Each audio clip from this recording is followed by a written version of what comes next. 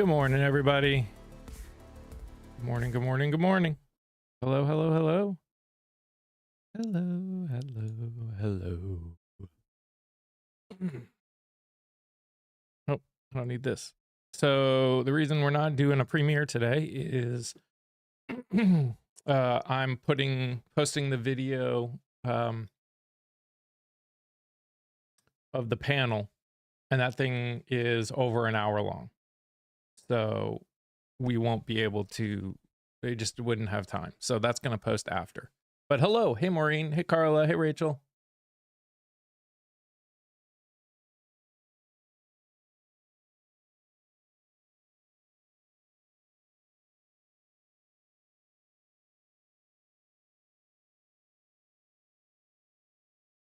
How was everyone's weekend? Is it going to be another manic Monday? Probably. This is the wrong hat. It's unacceptable. It's not the right hat. A disgusting hair. That's better. Now I feel normal. Morning, April.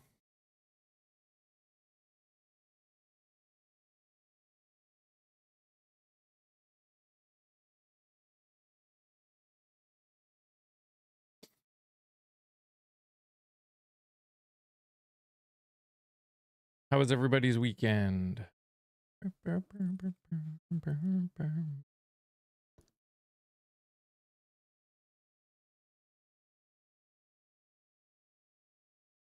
I coming through? Am I here? Great.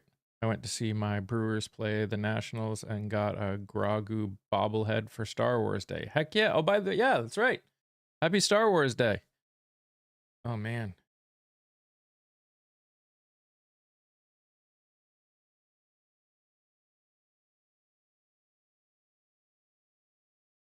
Totally forgot today was Star Wars Day.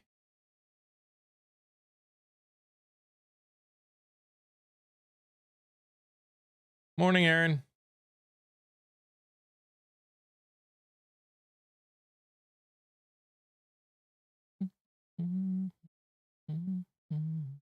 May the 4th be with you.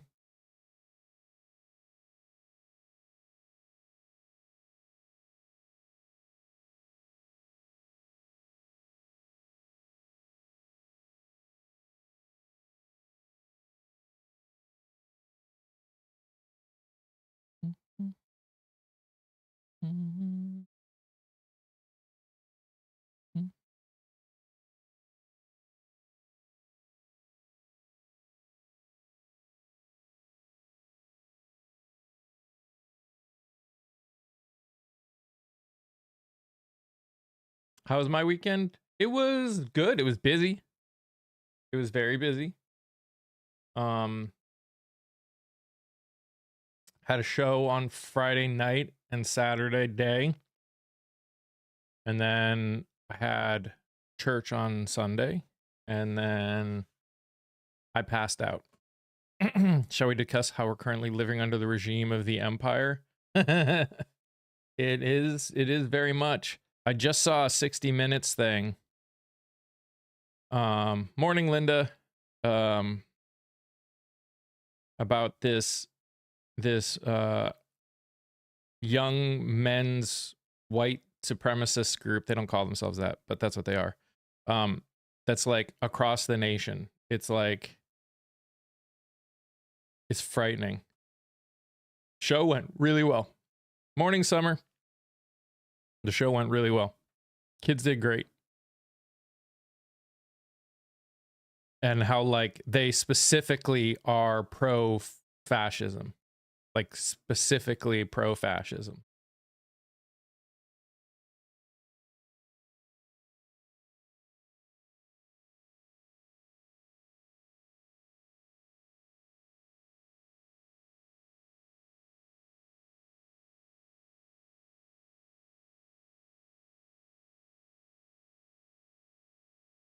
It's kind of frightening to watch, if I'm being honest.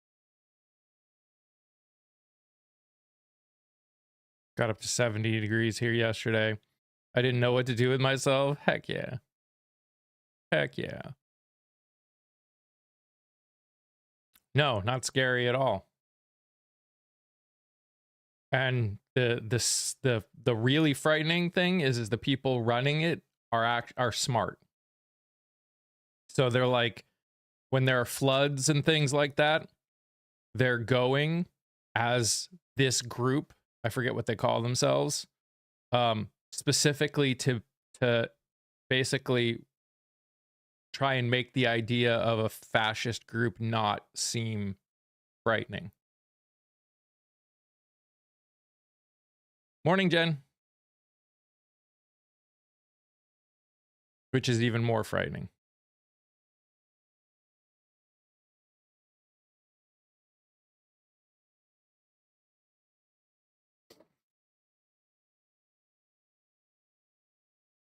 When you think about it.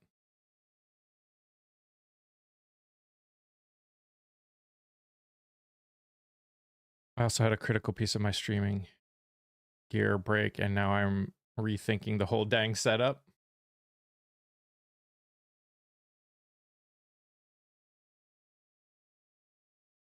That's fair. That's fair.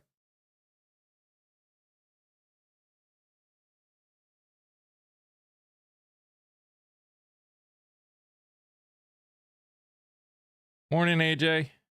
That's the whole way they convince people. See, fascism provides and works for you. Yep. Yep.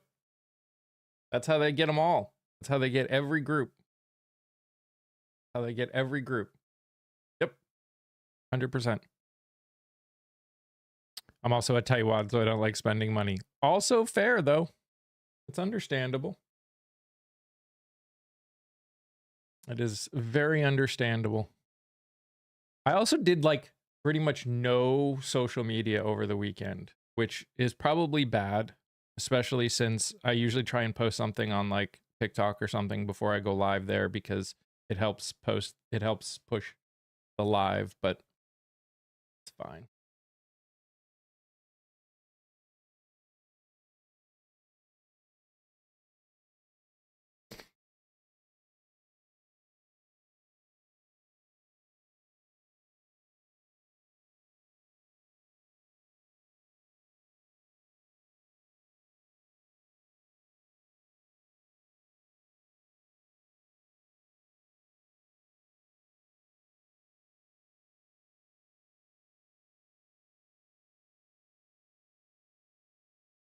Needed sometimes. I know. But also I'm trying to grow and be able to do this trip and things like that. May the 4th be with you, Stu.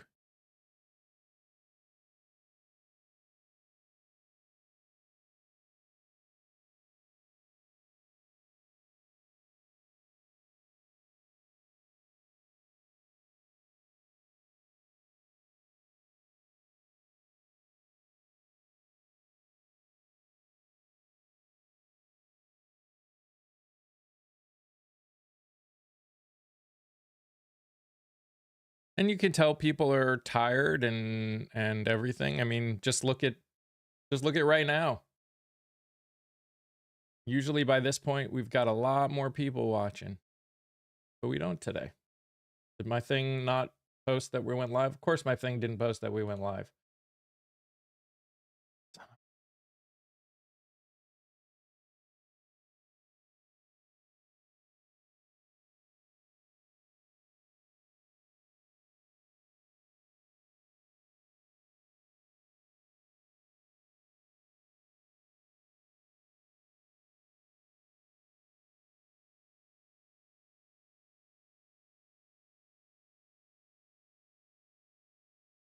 Suddenly on my TikTok feed, I'm getting tons of MAGA there complaining that under Biden, no one... Sure, yeah, no one. I'm almost to a point where I need a separate space to stream from my actual workspace. It's getting too crowded and complicated on my desk. I feel that. If my workspace and my stream space weren't the same thing, I would feel that way too. You just got a YouTube notification. I had an emotionally hard day yesterday. My BFF was diagnosed with Parkinson's. I'm sorry to hear that, Jen. As someone, yeah, I posted it personally on Discord, since obviously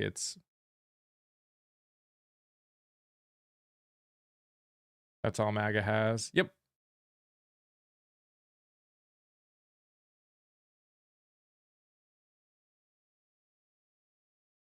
How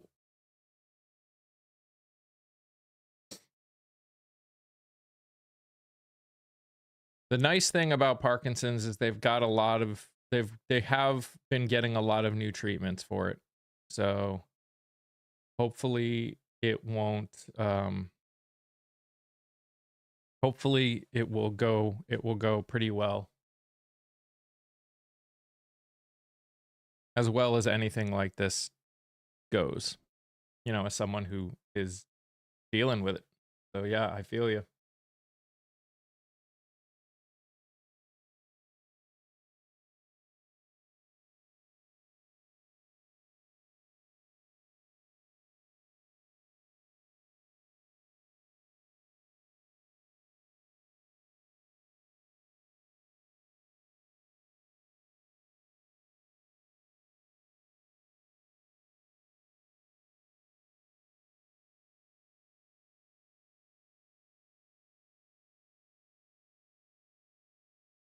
Trying to decide if she wants to go into clinical trials.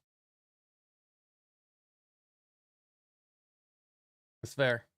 That's fair. So after live today, you will is when today's episode will go out, because it's going to be the panel episode. Please go watch it. 4 amazing women. Yeah, right now it's mostly in my hand and arm, which is not on screen all the time. So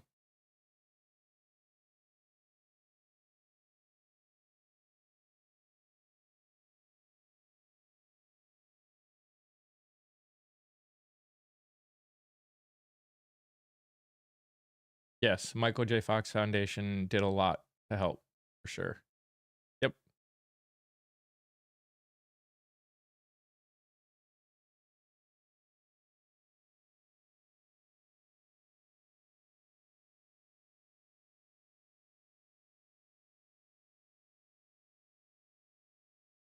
So today I'm realizing, I mean, I realized it before, but today I'm realizing how bad the distrust is.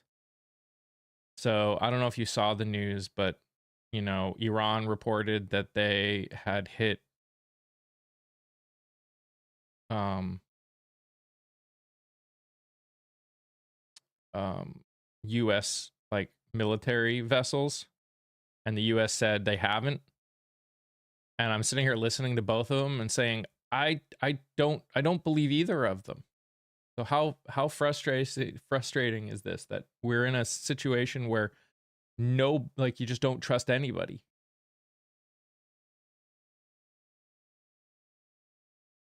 Like, how frustrating is that?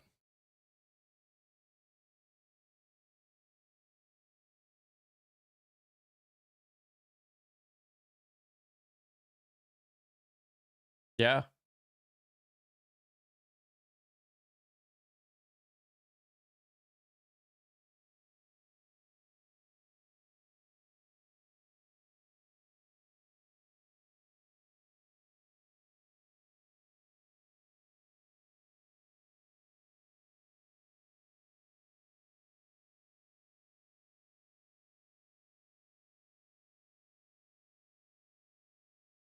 Typical of him to announce new measures. Yeah, that aren't really new measures.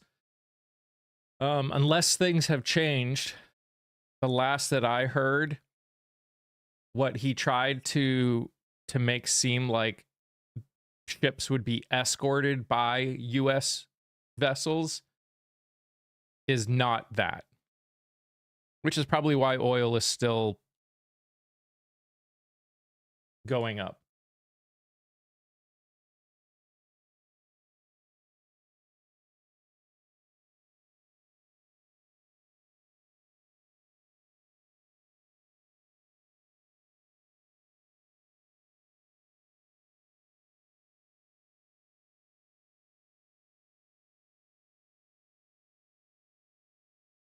And gas is still going up.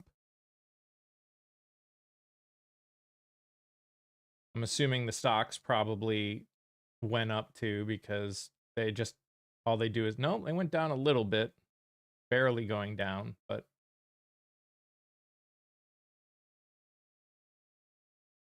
GameStop is making a takeover bid for eBay. When did GameStop have money?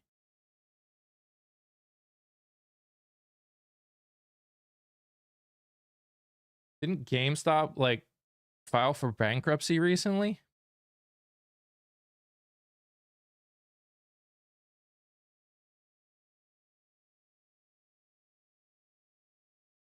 The protective umbrella of missiles and whatever will be used as protection, not actual ships. Yeah. That's a strange acquisition. $55.5 billion takeover bid.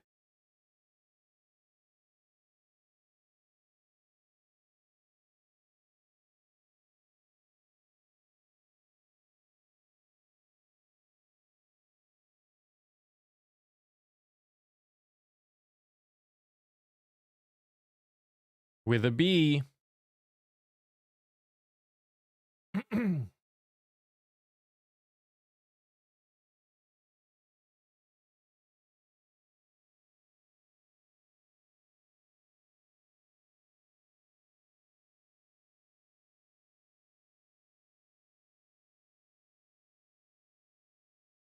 I don't know. I don't know where they got 55 billion. It looks like it's a mixture of cash and stocks that they would pay with.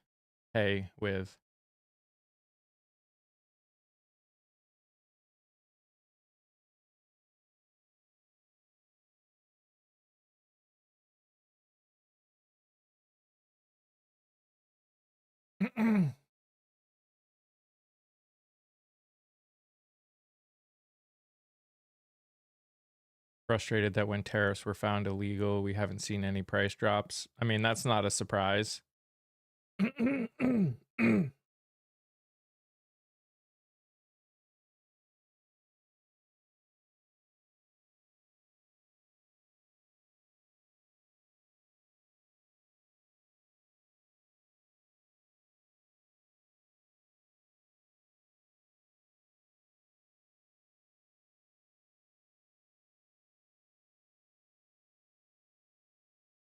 Wonder if they'll try to dismantle. According to what I just read, the CEO of GameStop says under his leadership, eBay could become so much more.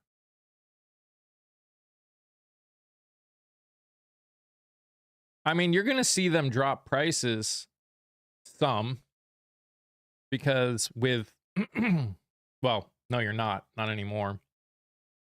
Well, it's going to be a mix. You're going to probably see them drop a little bit, but with gas prices going up, like, again, it's always a mix of people have to be able to afford to buy the stuff and they will want to make a profit.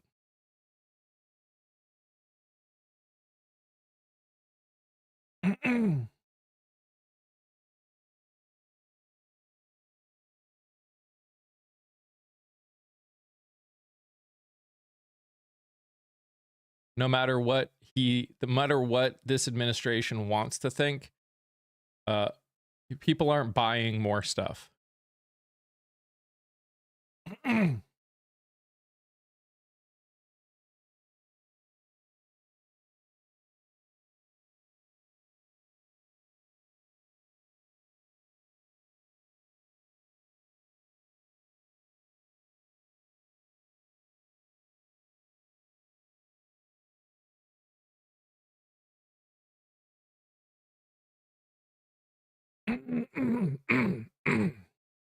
Sorry, I feel like I got gunk in my throat today.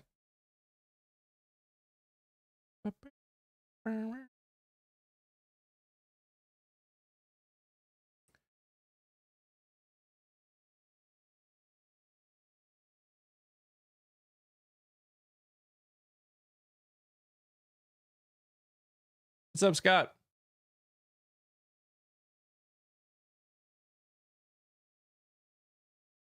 Only one that gets new stuff in this house is the kiddo because they grow so dang fast. True.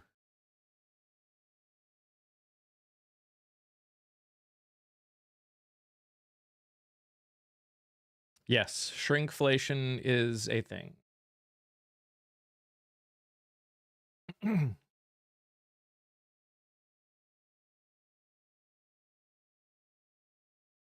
Shrinkflation is 100% a thing.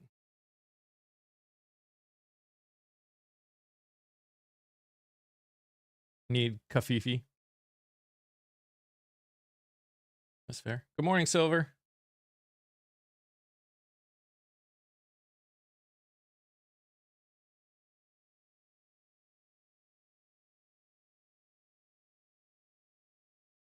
Dogs are happily eating. Heck yeah. Gotta keep those dogs happy.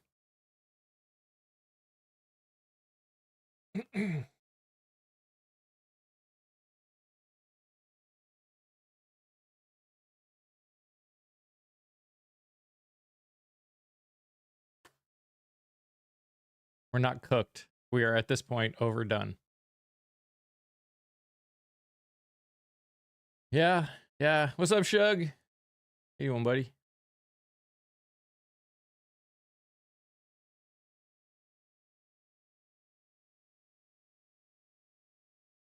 Gas at 446 this morning, rapidly rising. Yep. Yeah, it's pretty bad.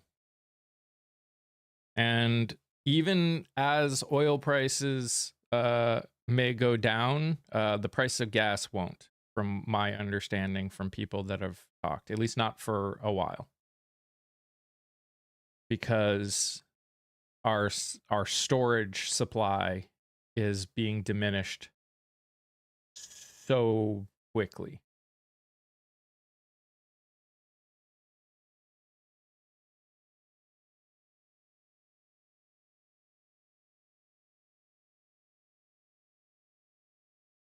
Morning, Dee Dee. Good. Country, not so much.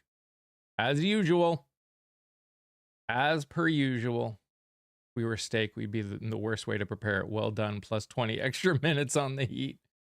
Ruth. Thank you for the heart me's, guys.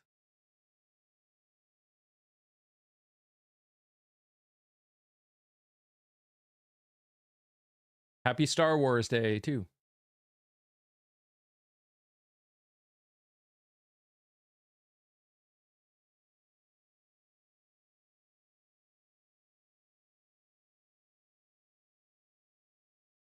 Yep, stockpiles are dwindling fast. It's very, very, very frustrating.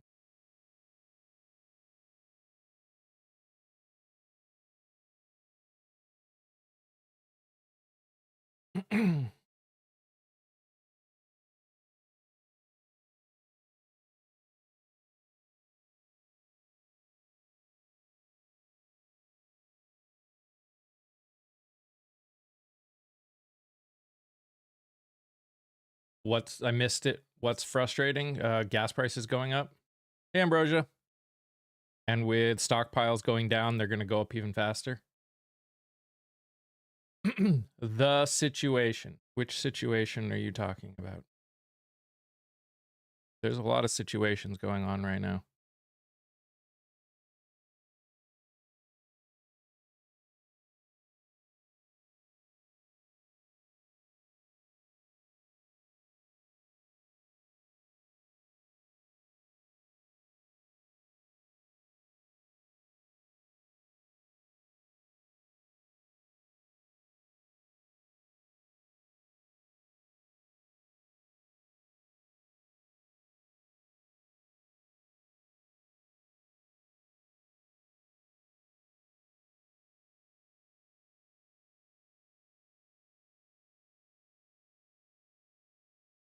Do you have trucks and equipment that you have to fuel like I do? What does that have to do with anything? I'm good, Pinky. How are you?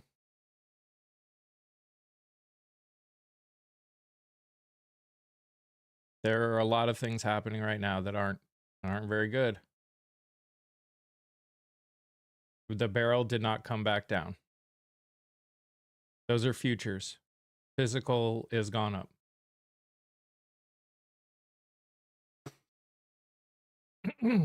Just okay today. I have a very sick dog. Oh, I'm sorry to hear. That sucks. That's no bueno. Morning, Jeremiah.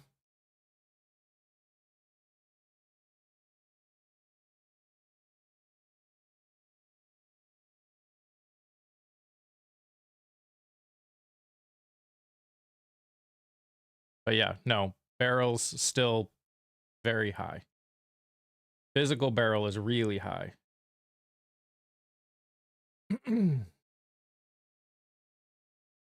You are having a meltdown over gas prices, and do you use anything to buy gas for like I do? What does it matter whether I use gas like you do or not? Any increase for anybody for any amount of time for any reason is too much. Especially when the reason is for some ridiculous whatever, this for a ridiculous purpose.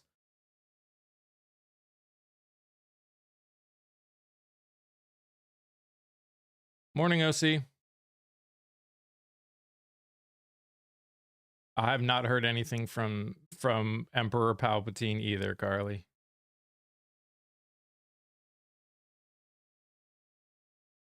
Thank you, Scott. Guys, if you're over here, please tap that nose. The faster we can get these likes up, and especially the heart me's and things like that, the more this can get to.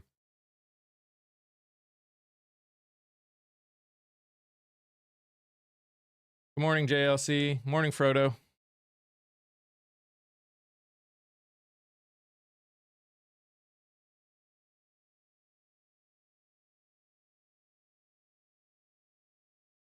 That's if everything went back to normal, Linda. Right now, we wouldn't see any relief on gas until August.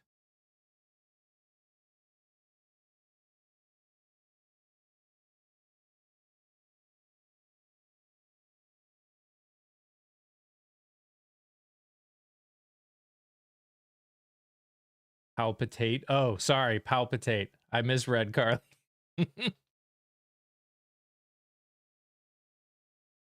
Sad when I'm jealous of $3.99, right?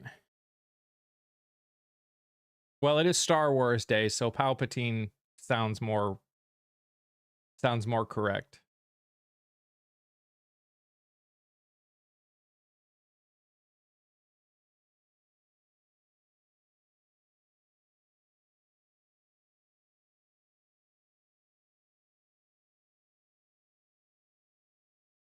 But just look at him. That's true.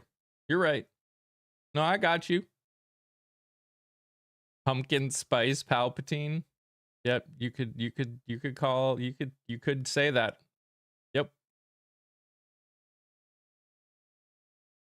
Morning, Jelly.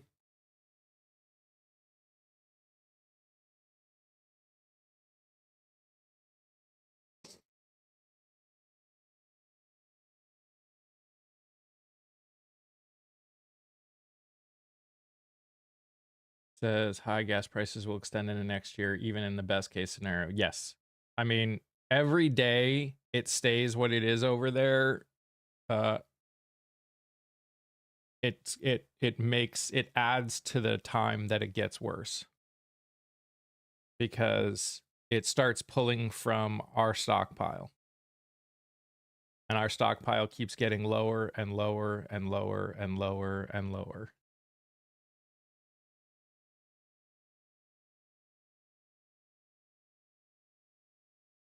Definitely the same person. It's true, Stu. Hey, Lewis. Did you see the post of DT with the Uno cards? No, I didn't. Morning, Cat. I'm doing well. How are you?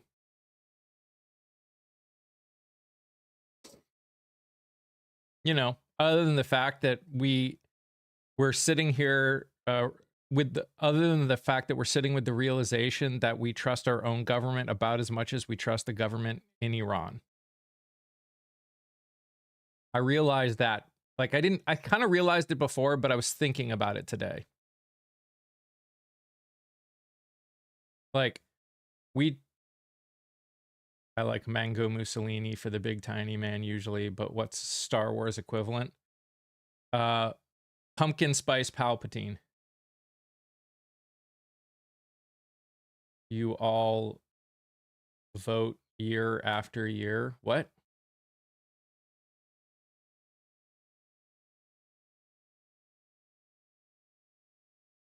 Cars must be how he learned his version of math.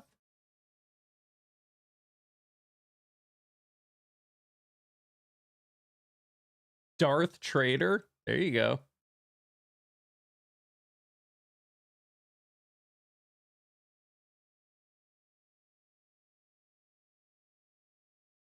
Jabba the Butt.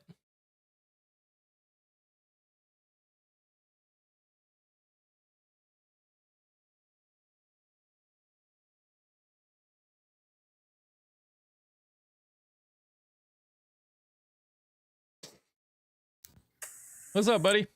You're bringing me up early today. Yeah, felt like it. Well, a number of things have happened. I saw where the average price of gasoline as of this morning was $4.46, up about 30 cents a gallon in the last week or so. It's now a total of 50% higher since the war began.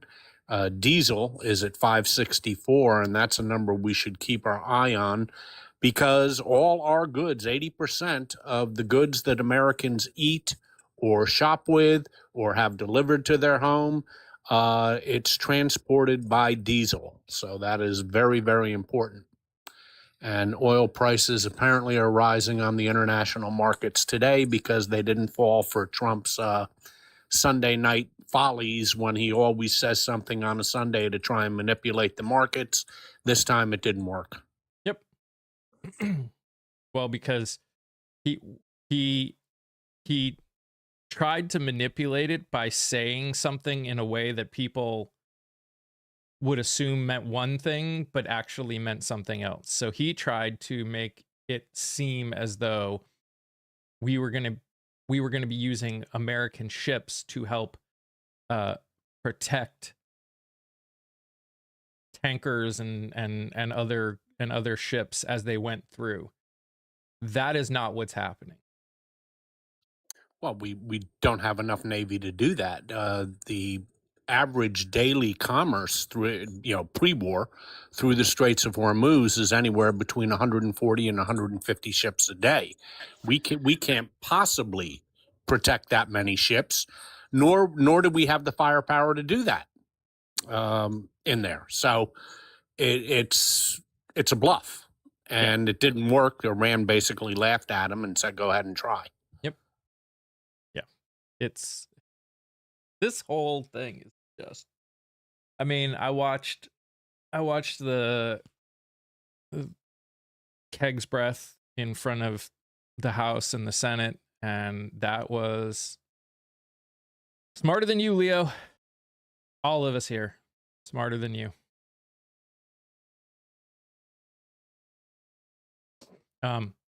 His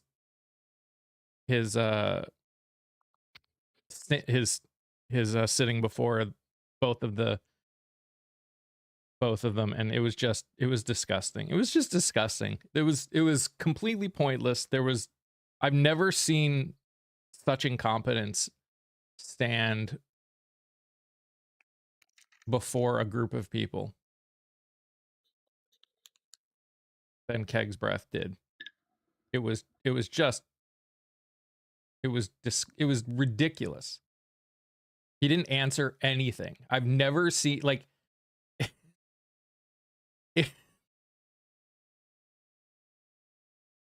I can't even put it into words how ridiculous it was.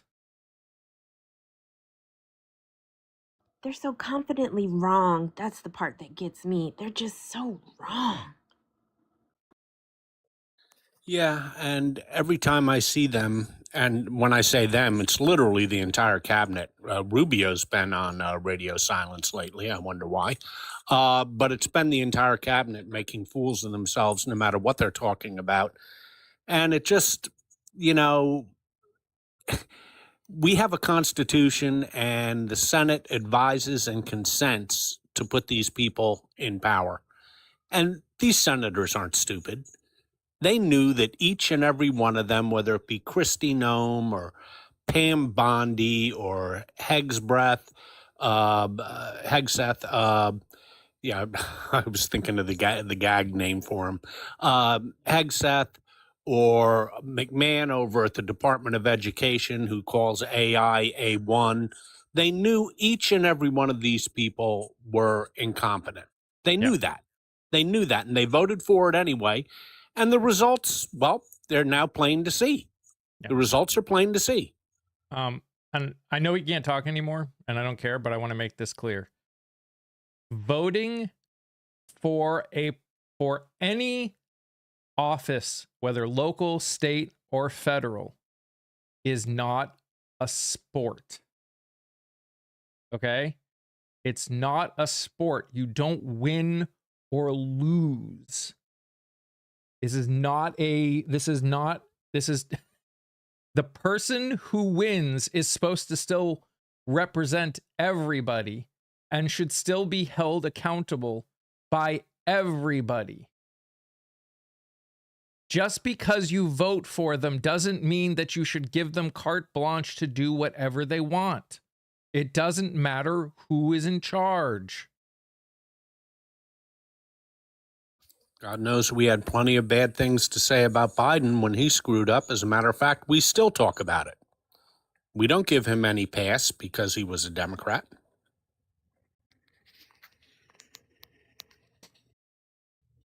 That's the thing, Scott. They don't even see the hypocrisy of, when the stuff happens with the Dem folks, Mr. I don't even want to say his name, dude from Cali or whatever, that all that just went down with. What happened immediately? We were like, hey, you got to go. Just that fast. It wasn't maybe we got to go through courts and is there videos. It wasn't none of that stuff. So like the hypocrisy is just so wild to me. And then they scream about the immigrants being criminals. It just blows my mind. Just for everyone who's interested, the episode with the panel of 4 amazing women who are all running for Congress comes out after this live. We didn't watch it beforehand because it was too long. Because needless to say, there's a lot of things to talk about. There's no such thing as red. Red is a color. Red is not a person. Well, we don't believe in teams here. Sorry about that. No, go. Oh, what I was going to say is it's not really fooling the American people. A number of the latest polls have come out, all A-rated polls. The Associated Press has Trump at a 33% approval rating. Pew and Emerson have him at a 34% approval rating. And the Washington Post has him at a 37% approval rating with 62% disapproving. On the cost of living, which is by far the number one issue, he is down 23% approve, 76% disapprove. And among independents, which will determine the election, the midterms and the 2028 election, he has a 25% approval with 75% disapproving. And I'm quoting from the best of his polls, the Washington Post poll. But that's not the important thing to look for in polls, folks. You always have to go to the crosstabs. The crosstabs are where they break it down demographically, they break it down by gender. And I know you don't have the time to go looking at all that stuff. Leave that to political junkies like me. But there is one thing you should always look at, especially before a midterm. It's the only one that counts. Strong approval versus strong disapproval. Now, why is that the important number? Because we only have 45 to 50% of the people are going to show up for a midterm. So the people who are going to vote are the strong approvals and the strong disapprovals. Now, that's always been Trump's magic potion, he may not have a high approval rating, but everybody that approves of him strongly approves of him. Not anymore. In his best poll, the Washington Post poll, his strong approval rating is 17%. Strong disapproval, 49%. That's a 32-point gap. That is remarkable.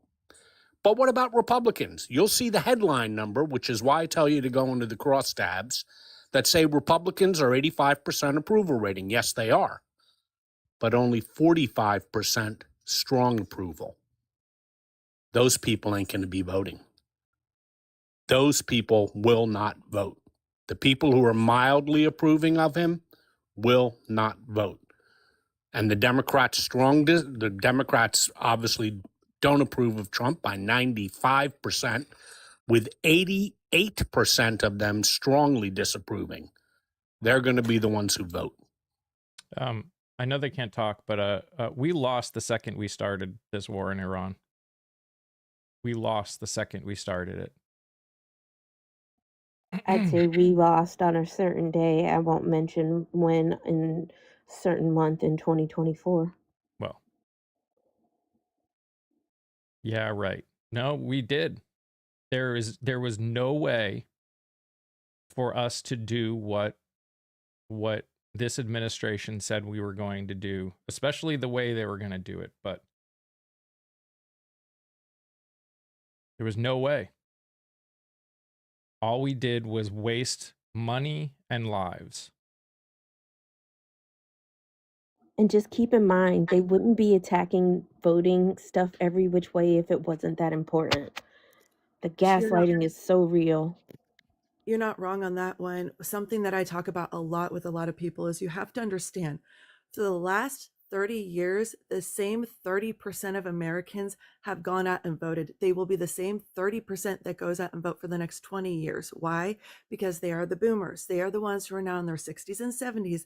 And God love them, my mom's part of that generation, but they don't have anything else to do on election days.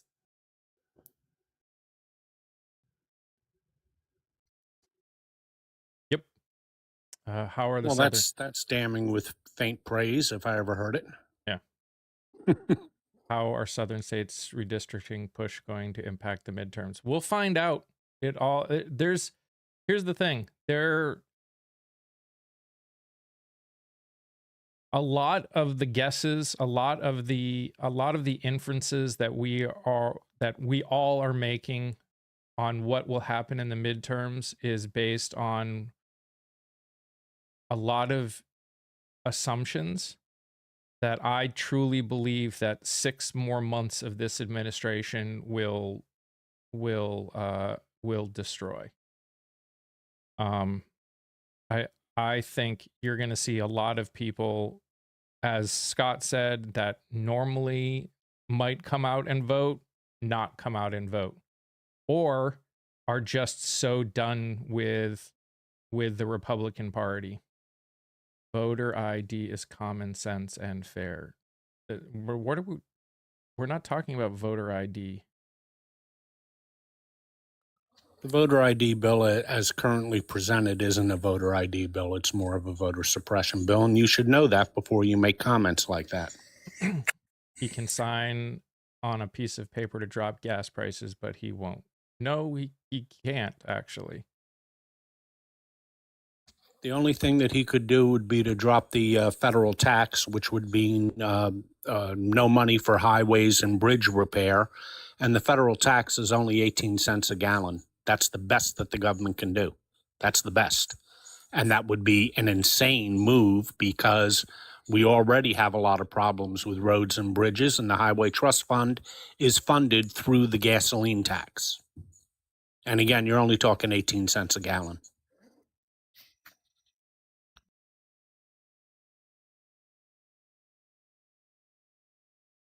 The Democrats are scared and running. I mean, a lot of Democrats are running for office. A lot, in fact. Like, a lot.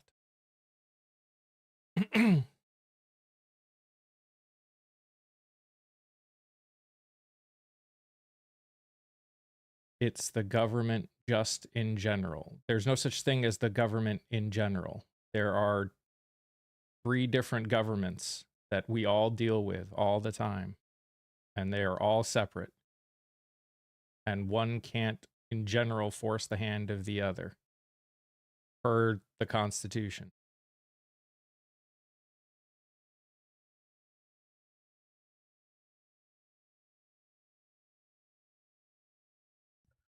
I The think reason that I brought out those statistics was really to point out the huge gap between strong approval and strong disapproval.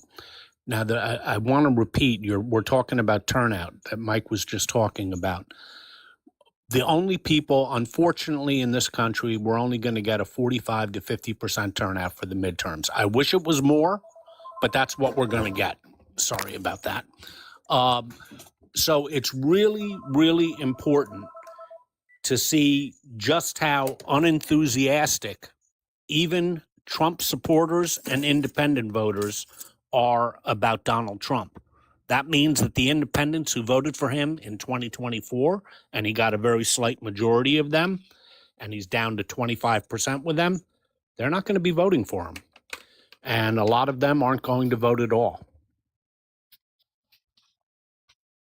Exactly, Blue Dot. It's called the voter enthusiasm gap, and it's running at 16 to 20%. So when you see a generic ballot say the Democrats are up by 7, they're really up by 9 or 10 in terms of actual people who show up to vote. Yes, Scott's an OG.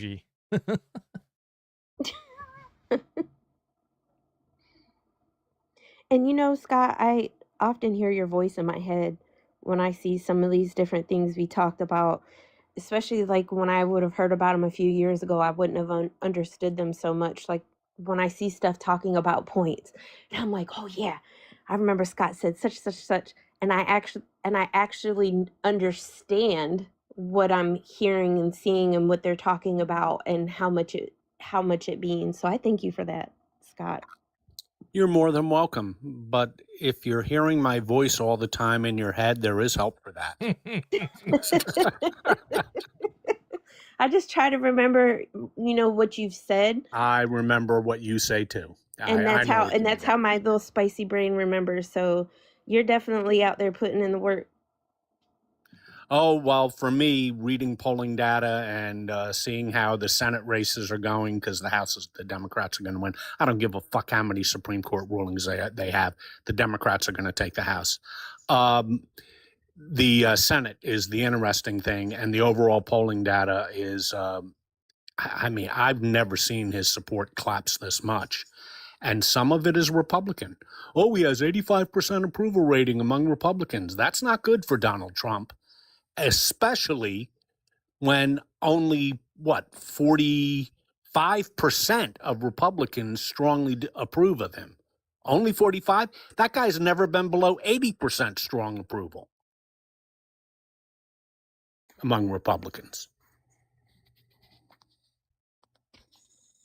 I think too, Scott, and that's the one thing I've been hearing, as I've been listening around in different places, that, you know, one of the other ways I don't think that these folks are taken in consideration when they're doing all this gerrymandering and stuff is how many people are just so pissed off that they're just not going to vote. Even if they don't vote for like a Dem, they're not going to vote for the GOP, I think, in the ways. And I was like, that can make sense. That would be a way, almost like a protest vote. Yeah, I agree with you, Key. It's sort of like what Mike was talking about last week. It's not as if these MAGAs are going to turn around, see the light, and vote for a Democrat. I don't foresee that happening, but I can foresee them staying home. And they don't tend to vote anyway when he's not on the ballot. That's why Democrats always overperform in the midterms and always overperform in 2018, 2022. And now this year, they're going to overperform in the midterms and they overperform in special elections. Trump's not on the ballot. We have to remember that there are an awful lot of, quote, Republicans who consider themselves MAGA first and Republican just as an add-on. They don't give a shit about the Republican Party. They only care about Donald Trump. It's also interesting in the sense of, because I think, there is a group of people, and one of the nice things about so many grassroots candidates that are, they're running under the Democratic ticket, but in terms of being a establishment Democrat, they are not. We heard it from like Victoria when she was here. Um, there's a there's a lot of people, especially on the right, moderate even, that have this idea about what Democrats are about because they've been told for whatever reason, because of where they lived, uh, because of the family they grew up in, who knows. And I think they're starting to realize as people, as some of these candidates are coming out and talking to them, that they aren't as different as they originally thought they were, to the point that there are some people that, I mean, they've got Republicans literally on their teams helping them run for office. And I think you're going to see a massive change because of that. That again, we're sitting here every time we talk, we're going based on past experiences, past everything. And again, it might be true in 2026. I think we are in the process of seeing a massive change just in general, because we've hit a mark. We've hit a tipping point that I think a lot of people are just done with this group of people that have run everything for decades. And I think you're going to see some massive change because of it. Well, you're seeing it, for instance, somebody that both Kia and I have a lot of problems with that we've stated in the past, Graham Plattner up in Maine. He is clearly going to be the Democratic nominee. Mills never got any traction in that election because he is a different candidate, and he's run a very good campaign. And as far as I'm concerned, the past is the past, and on to November, and let's beat the hell out of Susan Collins. He has explained himself, not necessarily to myself, and I don't think he is satisfaction, but to the voters of Maine, imminently to their satisfaction. So as far as I'm concerned, the issue's closed, and I hope he kicks the living hell out of Susan Collins. I can say from doing a lot of the candidate interviews over the last 2 months, there have been a lot of people who they knock on Republican doors and Republicans go to shut the door, but then they stop and have a conversation because it's no longer about titles. It's like, yeah, I don't like the Democratic Party either. The Democrats who are running under the Democratic label are sitting there going, I don't like the party either because of X, Y, Z. So why don't you tell me why you don't like the party too? And it just stops them right in their tracks to sit there and admit, there are things about my own party I don't like, but I'm running to make things better. Would you at least give me 5 minutes of your time to talk? And a lot of times they come away with, well, the guy's saying, I might not vote for you, but you opened my eyes, you opened my ears, you made me think about a few things. And that in and of itself is what we need as American citizens, is for people who are so dead set in their ways to be willing to take a step back and go, maybe there's something better. Maybe there's a different path. Maybe, just maybe, we can actually get out of this sinking ship and right its course and patch the holes and actually get it back to the battleship it's meant to be, instead of this little kayak going down the river. Yeah. I mean, there's a reason why one of the questions that I always ask, Matthew, grow up. It's one of the reasons that I always ask people what has been their experience talking to people that may not have normally been willing to listen in the first place. And everyone that I'm interacting with saying, people on the far right, yeah, they still won't. But way more than, especially as days go on, and more stuff happens, yeah, they're more willing to at least listen. They may not come to an agreement in the end, but they are way more they're way more open to having a conversation in a way that came in at more than 3 times what was expected for March. Economy is not booming. Economy is crashing for most people. 6 global skirmishes solved? Oh my gosh. You know, Shadow, I think you make a really, really strong point there, and I'm glad to see it's finally starting to happen. And that's really about Democrats going into spaces that may not necessarily be 100% welcoming to them, people who in the past have not voted for them. You may not get their vote this time, but you're constantly planting seeds, and you're constantly opening up minds to at least hear your argument. And I think that is so important. And it does appear that the Democrats have finally learned that lesson. Democrats have gotten too comfortable over the last 20 years of just campaigning in areas that are super friendly to them and not going into rural and exurban America and trying to win back their votes, which we used to have. And I couldn't agree with you more. It's just great to go out there. Even if you don't get their vote this time, you might get their vote next time. And that's important because they'll remember the person who gave a different point of view. And next time they're dissatisfied, even if they don't vote for you this time, you say, you know what? Enough is enough. We're going to go with these guys. We saw it in South Texas. I forget the name of that district. Might remember an R17 district that went blue by 15. Oh, yeah. I don't remember Yeah. the actual district, but I remember the Yeah, I situation. want to say it was District 11, but I'm not sure. At any rate, we're seeing it in all. We're over 100 special elections now. We saw it in New Jersey and in Virginia, where the Democrats wildly overperformed. And both Mikey Sherrill and Spanberger made a point of going into, I guess, what could be called hostile territory for them traditionally for Democrats and campaigning hard there. And it paid off.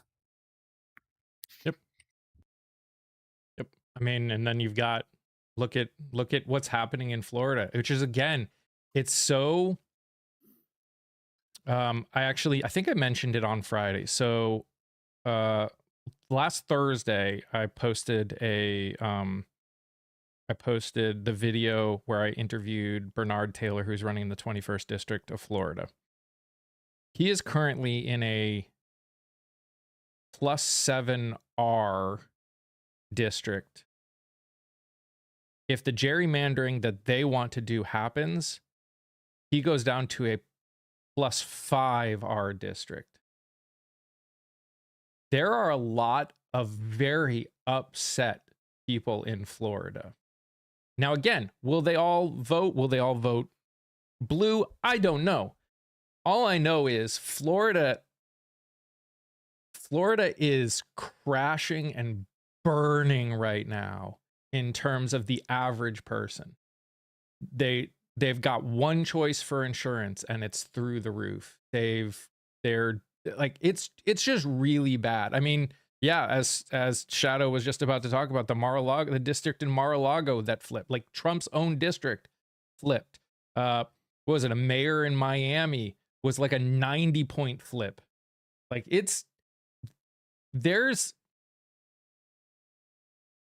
I don't know what they're basing their numbers on, but I think there's a chance of some real surprise because I don't think their numbers are going to be correct anymore. Florida did the same thing that Texas did. They based it on the 2024 numbers, which is crazy, with the Hispanic community and with Gen Z, which are nowhere near where they were in the 2024 election. And in Florida, you have the extra added attraction, and I don't know how they could be this dumb. You have the extra added attraction of ending protected status for Venezuelan and Cuban immigrants, which has infuriated their communities, which voted heavily for Republicans. And they have unnecessarily pissed off those communities.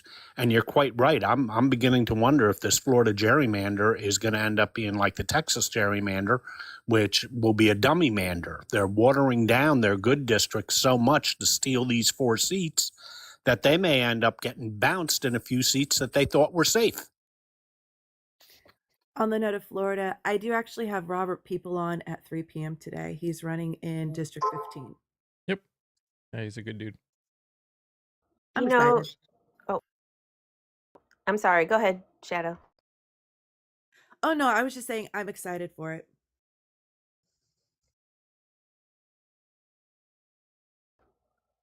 I don't think, Scott, the problem is that they got excited about the hate, and sometimes when you don't look at things as trying to make it better, when you're just trying to be greedy and you're blinded by all of that stuff, you don't look beyond the outside of the box, not realizing that you're literally poking holes in the bottom of your nice full box and letting all the things just come out. They don't understand that concept. They're just trying to think, "Ooh, we're just going to take over." And it's like, ha ha ha. I hope it backfires spectacularly in all of their faces. It could. I mean, if you have if the electorate moves 9 points, you're going to have a lot of people who were in 12-point Republican districts that got, they robbed some of their Republican support and threw it into those Democratic districts. They may end up losing that district now. And, there's only so many ways that you can slice a pie, and sometimes you slice it too thin. And, and in Florida has a special problem, or at least the Republicans have a special problem in Florida, in that they're not a Medicaid expansion state. So whereas 1 in 15 Americans are on the Affordable Care Act, 1 in 5 Floridians were on the Affordable Care Act, and they got absolutely hammered. The average price increase this year was 125%, source Kaiser Family Foundation. 125% price increase. A lot of people have lost their health care in Florida. Yep. So it's not just the homeowners insurance, which we all know about. That's gone berserk. It's also healthcare, and this is a perfect storm for me. Yep. And also Pinky asked for thoughts on Harris running in 28. So first off, I'm not worrying about 28. Not really. I mean, if people have decided they want to run and they want to talk, I'm willing to listen to them. But when it comes to what I'm focused on, my focus is on the midterms. If Harris runs, I will pay attention and consider her just like I would consider anybody who is running. There are probably going to be a lot of people running. What I care about and what I hope and what I will be pushing for is that we pay attention and interact with everyone and not just vote for, whoever gets the most media coverage. That's all we can do when it comes down to it. We need to do better. We need to pay attention more. We need to have the kind of conversations. We need to decide what kind of a country we want to be. What kind of a country do we want to create for our kids and our grandkids and our great grandkids? And that's what we need to be paying attention to. And yes, I understand it's really hard sometimes. We very much, and like for obvious reasons, like right now, we're very much focused on the fact that we can't afford things, which is what's guiding our vote. But we need to also pay attention to what they want for the future too, because there's a lot of people in this country that right now don't feel like they have a future because of the choices, because of all of the choices that this administration is making. So if we focus too much on right now and blind ourselves to what those decisions, what those things could mean for the future, we get exactly what we're dealing with. Yeah, quite right, Mike. And also another reason, and look, we all love to play the 2028 game. It's fun. I get that. It's fun to imagine who the candidates will be, especially when both parties will be choosing a new candidate. It's fun to play that game. I would just remind people that every single president of this century, every single one of them, all of them, were not even thought of 3.5 years before their election. They weren't even thought of. So it's sort of, the polls you see now for 2028 are just based on name recognition and nothing else. So it's all going to change after the midterms. And there's another reason. Midterms sometimes change the calculations. I'll give you, rather than speaking in generalities, I'll give you specific examples. What happens if Bertola wins in Alaska? She becomes a national figure to break that 42-year curse. What happens if Tallarico wins in Texas, a 32-year curse? What happens if he wins? He's all of a sudden a national political figure. The same with Graham Plattner in Maine. If he knocks off somebody who's been there for 26 years, he's a national figure. So you never know who's going to come out of the woodwork. Just ask Jimmy Carter in 1976. Just as George W. Bush in 2000, because people were talking about a Bush, but they were talking about a Jeb Bush, not a George Bush. And all of a sudden, he was the nominee. Whoever heard of Barack Obama 3-4 years before he became president? Carol, when you say what Dem policies should we be looking at, here's the thing. So here's how I look at things when it comes to who I vote for and who I end up supporting. So I've got my baseline, my non-negotiables, my fundamentals, that line that I will not cross no matter what. That all people, no matter your race, religion, gender, identity, deserve rights, respect, dignity, and safety. That's my line. That's my bottom line. So the first thing I do is I look at everyone running. And I admit, I look at everyone running, not just Democrats. I look at everyone running. If you fall under that line, then if you fall above that line, then you are step one considered. Now, do I believe that anyone in the current Republican Party falls above that line? Not right now. Not right now. That being said, I still consider it. Past that, in the primaries, it's what do you want this country to look like? So I want a country where if you work a full-time job, you can survive. If you live here, you should be able to survive. If there's something wrong that is beyond your control, especially, and why you can't work, I still think you should be able to survive because I have humanity and empathy. I don't think there should be any billionaires in this world, personally. I just don't. I think we have an unregulated capitalism that has allowed a very small amount of people to thrive on the suffering of an extremely large amount of people on the bottom. And that's important to me. So nope, you don't even know what that means, Joseph. There was a period under capitalism where they taxed extremely high the people at the top. No, you don't. Minimum wage was not created under communism. Taxing the wealthy at extremely high amounts was not created on. No, you don't. Not if you're using those words, and you just saying, yes, I do, doesn't mean anything. Millionaires until they became millionaires. Now, no billionaires. No. I mean, I'm personally still against millionaires. I don't think anyone needs that much money either.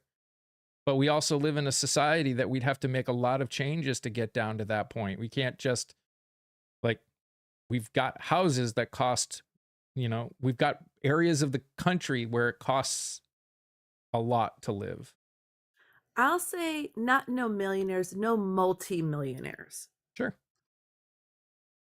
Multi-millionaires, like the second you hit 100 million, like you have more than you're ever going to need.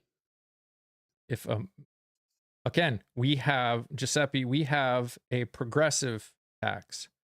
So if in my world above a certain amount, let's just use $1 million, I think every dollar above that million, they should get taxed at 90%. And then what they should do is take all that money and give it to the other people that in their companies or whatever, instead of putting it in their own pocket.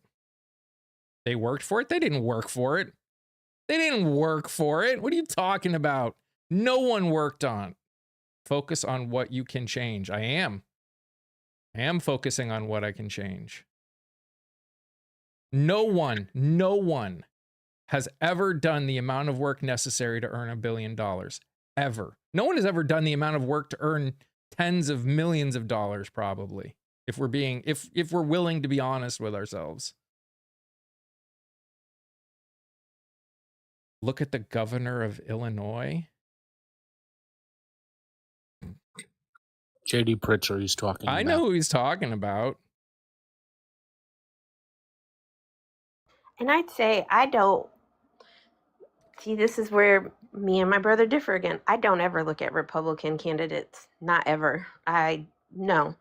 I don't, because even if they say the good things, are they going to be voting along with their party? I mean, I don't trust them enough. I don't think I ever have, as long as I've known enough about Republicans, because I know that most of what they're saying now, if there's a party switch for them later on in some years, after all the MAGA and stuff are gone, but after they have shown themselves and how feckless they have been and how willing to just roll with everything, even with even dude from here in North Carolina, Tom Tillis, he voted with him, what, 93-97% of the time. It's like, I struggle with that. But please, regardless of whether you agree with me or my brother or whatever, make sure you're paying attention to your candidates. Just do your research, and just above all else, go vote. And to the person who, where was it? Nobody talks about Democrats having billionaires giving up their money. When I say no billionaires, I mean no billionaires anywhere. I'm not only saying there should be no Republican billionaires. I'm saying there should be no billionaires. Pritzker, any of them. Again, you guys, if we really want to fix things, we need to get out of this identity politics. Shit. And you know, Kia, I agree with you. Mr. Tillis did not see the light until he decided he wasn't running again. Until then, he was straight party line. So Yep. his, while I welcome him seeing the light now, I don't give him too much credit for it. He's not running again, so now all of a sudden he can say what he really feels. Sorry, Senator, that doesn't cut it. Tell George Soros who supplies. Oh my gosh. Look, if you're talking about Democrats taking money from billionaires and taking a ton of dark money, I'm with you. That's absolutely a problem. This is a bipartisan problem with the dark money flooding as a result of Citizens United, and it's flooding to both parties. Democrats are taking a ton of money too, and it's no better when they do it. So if that's your point, I agree with you.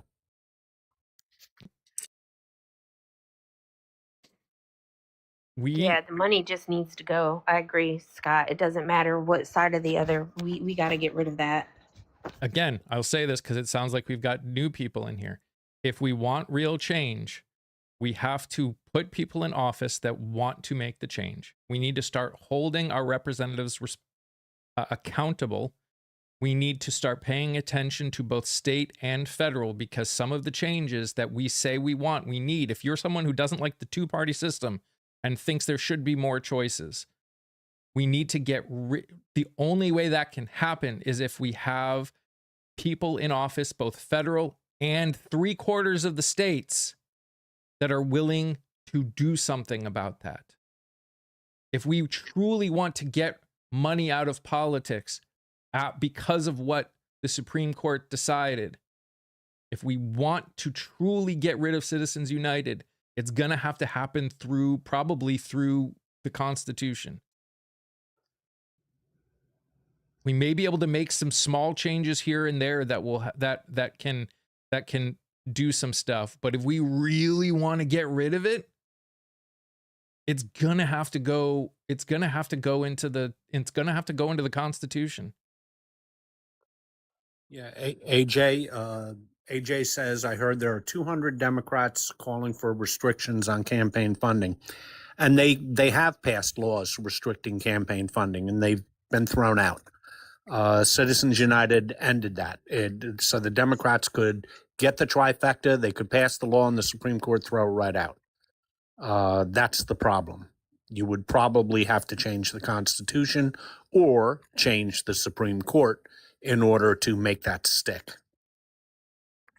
We as voters have the capability to the reason that our electoral process is the way it is because we as voters have allowed it to be this way.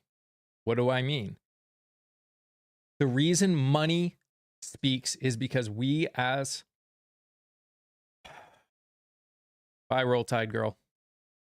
You come in here and you say you want to talk, and then you get super focused on things again. That's not the purpose of this. This isn't a sport. Stop treating it like a sport. We're talking about people's lives in this country. Stop it. If we have trained Americans, have trained politicians that they don't have to do anything they say as long as they spend enough money and get their name out, because in general, Americans don't do any research. They don't pay attention to what people run for. They don't come out and vote. As long as 15 to 25% of the United States comes out to vote in primaries, as long as it is that low and incumbents win with a 95%, like at a 95% rate, we will never get the change that we want. Chip in chat says, yes, constitutional amendments are needed. It could be on the 2030 ballot. Chip, I hear you. I love the enthusiasm, but that's not how we change the Constitution. It isn't changed by ballot. So we don't do referendums on a national level. Some states do referendums on a state level. That's their choice. But on a national level, we don't do that. And Connor, you're right. Americans everywhere are trying to survive. Go ahead. No, go. I was going to say, one of the questions I tend to ask people, because yes, we know money needs to not be in politics, and money is the number one place where a lot of people struggle, because perfect example, Ethan Wetzelek is going against a multimillionaire and a billionaire. A billionaire who in a Senate campaign donated $63 million of his own money to his campaign. $63 million of his own money and lost. So yes, I understand money is their number one contention, but outside of that, if money were not a problem, what do they feel is the next thing that they run into with being elected? And I hear name recognition is number one on that, because people know James Tellerico, but they don't know Ethan Wetzelek. They don't know Vance Bostic. They know AOC. They know Bernie Sanders, but they don't know the small people now who are trying to step up and start running. So we, the people, one of the things we can do to help those candidates that we believe in is to actually spread their word and get their name out to as many people, especially in the districts they're in, so they actually have the backing they need. And it's even more than that. We need to start. Far too many only vote at the top of the ticket.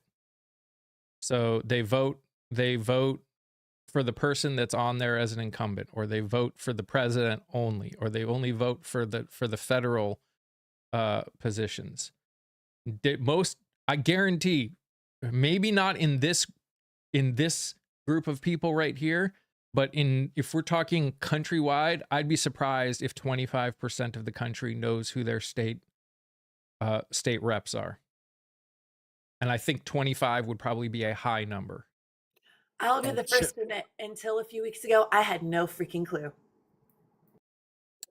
Chip, you're back at it again. Let me explain. The way the Constitution of the United States has changed is a 2/3 vote in Congress, then ratified by 3/4 of the states. It is not a national referendum put on every state's ballot. That doesn't Yeah. exist. Yeah, it's the states must not vote. The states' legislatures must vote, and it's No, three not quarters. not two-thirds. It's 3/4. It's 3/4, Chip. But again, this is, yes, money. People are struggling, and this is why I keep asking. And people need to decide for themselves. How important is the change? How important is it? If it's important, if you are tired of things happening the way they're happening, and this is something that everyone has to answer for themselves. It's so easy for all of us to sit here and go, I'm struggling right now. I don't have time. And I get it. There are days where I feel like I don't have time. How important? We find time for the things that we feel are important enough. This is not to make anyone feel guilty. I cannot tell you what is right for you. I am saying, in all of life, we sit here and we go, these are the things that must happen. It could not happen in 2030. It could happen any year if we have enough people in federal office and in all of the state offices. I mean, it could happen any year. Any constitutional change can happen if you have enough people in state, if federal and state, that are willing to do it. Chip, any year. Yes, 2/3 of Congress followed by 3/4 of the states. Now, there is another way to change the Constitution. The states themselves can call for a constitutional convention, but that's a completely different subject. Yep. So again, how important is it? If it's important, and when you're talking to people, they need to decide how important it is. We as a country need to decide how important is it that we fix these problems that we have been just going around in circles with the current establishment government, in the sense of we just go back and forth. We just go back and forth. That is all we've been doing.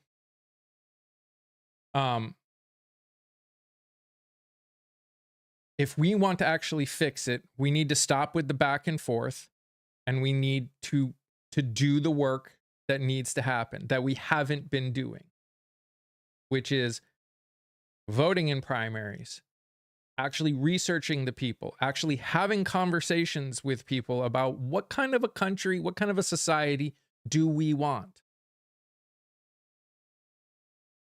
Again, I understand right now, so many are just trying to survive, and it's easy and sometimes and completely understandable that we just focus on that. But if all we ever focus on is survival, we're going to stay in the same problems that we're dealing with. And I was talking to one of my friends because until about a year ago, they had finally gotten out of survival mode and we're in struggle mode, which is the step before thriving mode. Like we've all been there, right? Where we used to be in thriving mode. Now we're back into struggle mode. They were in struggle mode. Now they're back into survival mode. Everybody is taking steps back to what they were doing 10, 15, or even in their childhood when they didn't have money and they were trying to make pennies, scrape. And it's one of those conversations where, did you know your mom's favorite part of the pizza was probably not the crust? I can tell you, I tell my kids all the time, that's my favorite part. It's not actually my favorite part. But when it comes down to whether they eat or I eat, guess what? They eat first. I'll eat what's ever remaining. I tell them just to cut off the crust because nobody likes the crust anyways. That is unfortunately what we're seeing in a lot of households right now is people who were thriving are not thriving anymore. People who were finally out of survival and struggling are back in survival mode. This is not the way our country is supposed to be going. And a lot of people, you're right. I don't have the time. I don't have the energy. I don't have this. I don't have that. So, okay, if you don't have the time and energy, could you do me one favor? Take 30 minutes once a week and just look into who your candidates are. Go out and vote at your primary, vote in your general election. Don't have to do anything else, but just vote. If you do that, you will help everybody around you, not just yourself.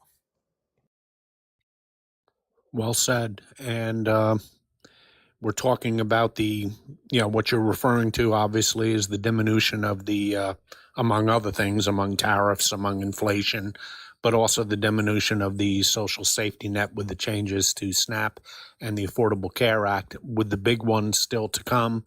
And that will be Medicaid, which is going to change drastically 2 weeks after the election. People are really going to be in the find out stage there. And 30% of the entire populations of red states are currently on Medicaid, and they're in for a big surprise.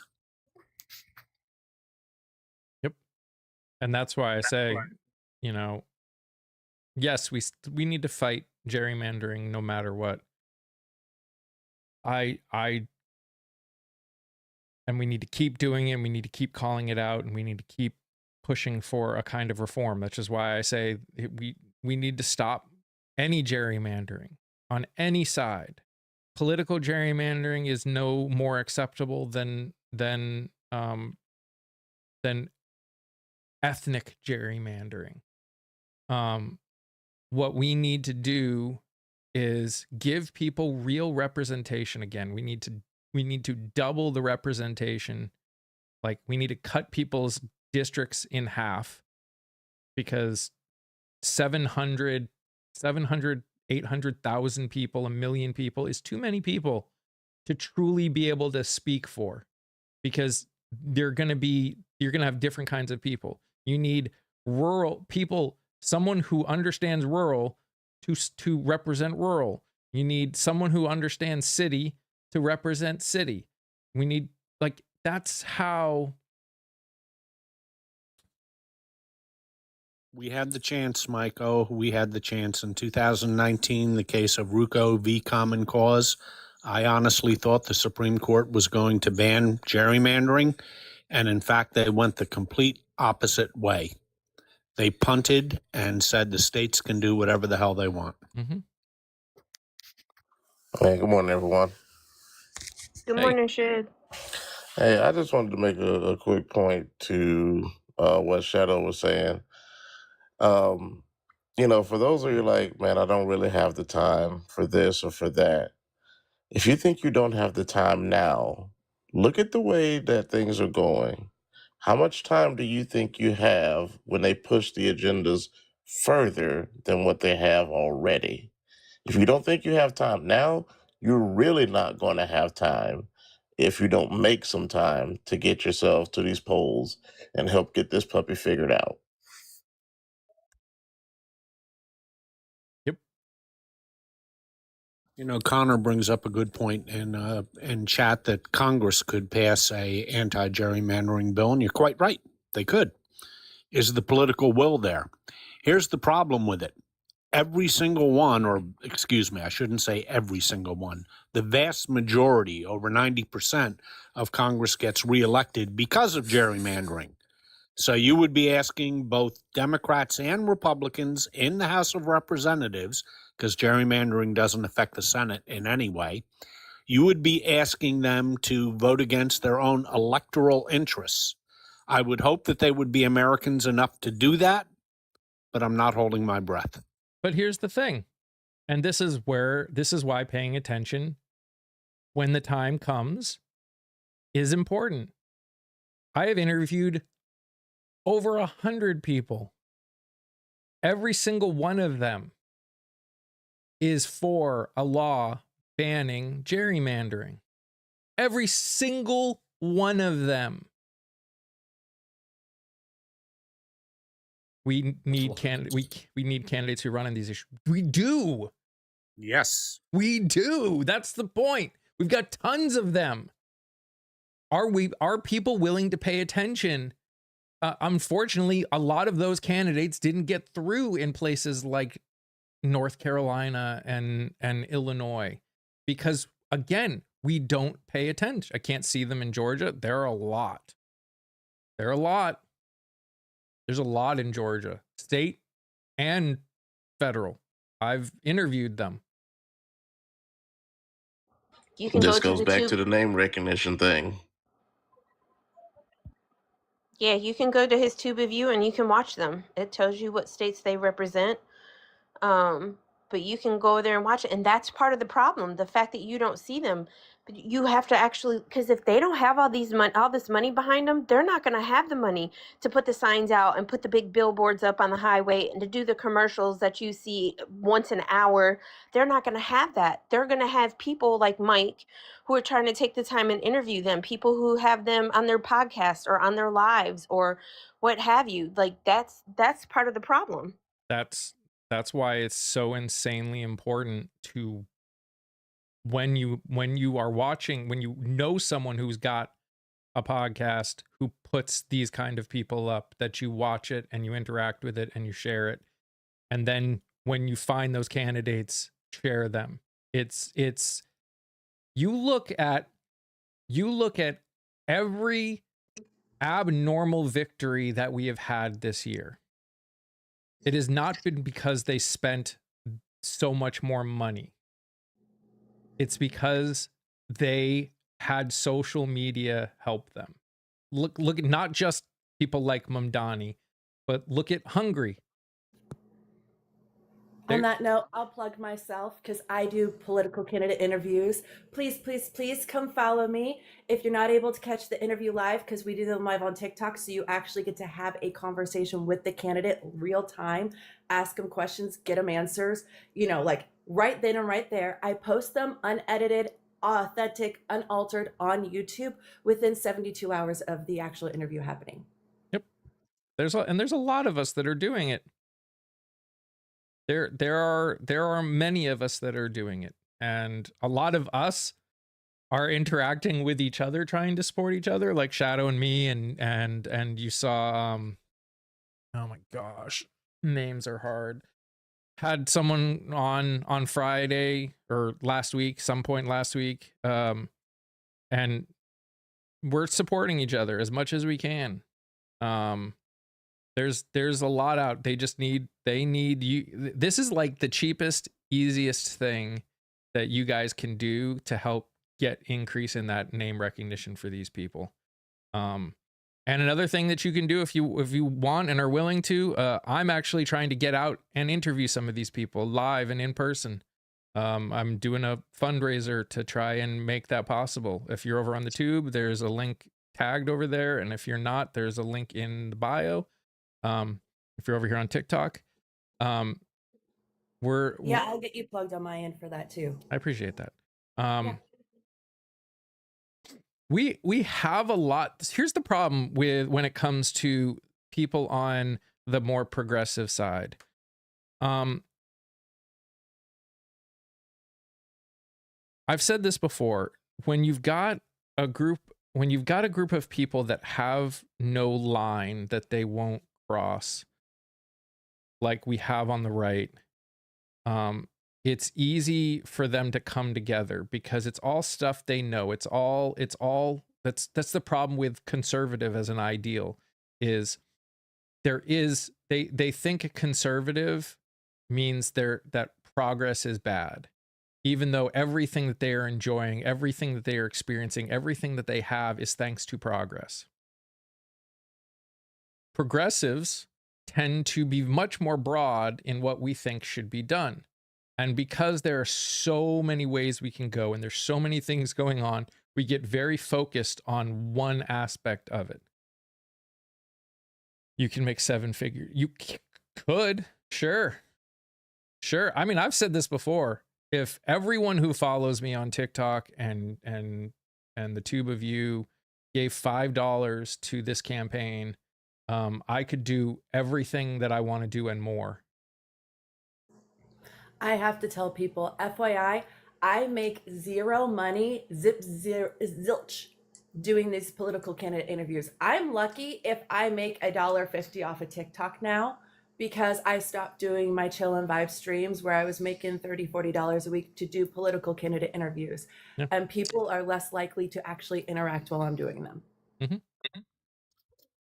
We have a Congress where only 31 seats this year out of 435, 31 are going to be run in districts with less than a 10-point partisan lean. In other words, most of the districts are either Republican or Democrat by 10 or more points, some 92% of the districts. So what does that mean? If you want change, it's going to have to come in the primaries, folks. You have to vote in the primaries. You want to end gerrymandering? Vote for the candidate who says he wants to end gerrymandering, or she wants to end gerrymandering. Vote for that candidate, because the incumbent most likely isn't talking about it. And if they go into office and don't do what they said, hold them accountable. Because here's the reality. We can never be 100% certain that everyone we vote in is going to do what they originally say they're going to do.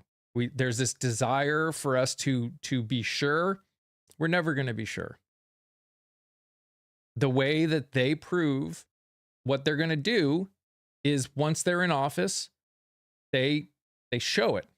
The problem always comes is become so focused on making sure that we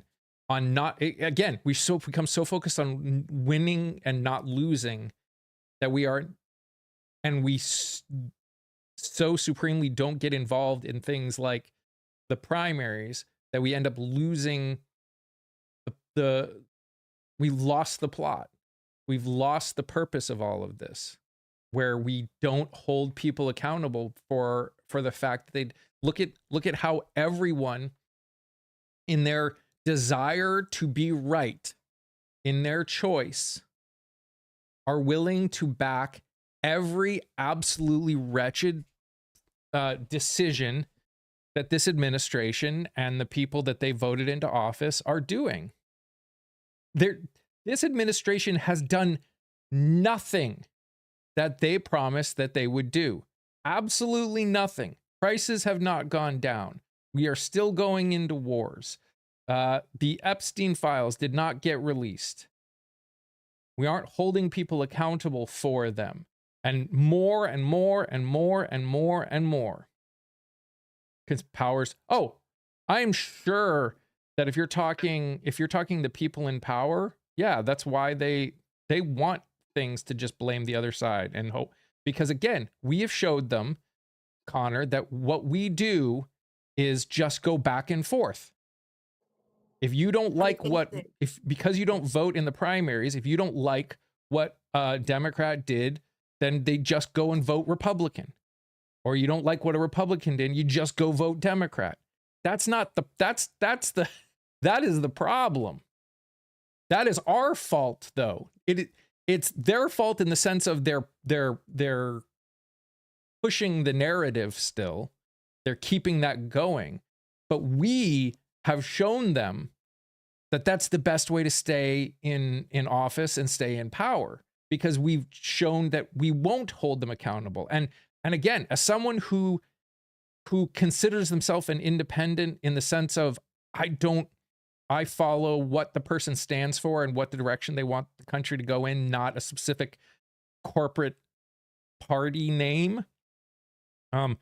We probably need less independence and more people to be in parties at this moment in order to actually fix the problem. And this is from someone who has been independent his entire, for almost 30 years now. It's just a reality. If we want to actually fix it, because again, we won't fix the two-party system until we get people in office that want to fix the two-party system. And unfortunately, in many states, both Republican and Democrat, the only way we're going to fix it is through the two-party system that we have now.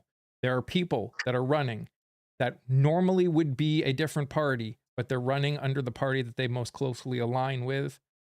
And we need to start paying attention, and we need to start doing the work. On that note, excuse me, we have some people who have switched from being the Democratic Party to the Green Party, or are running under Libertarians. So do make sure whether or not your district, your state, or whatnot has a third party option, because some of them actually do. But one of the things we have been talking about is I'm asking them, about the two-party system and how ineffective it's become over the years because it was never meant to be a two-party system.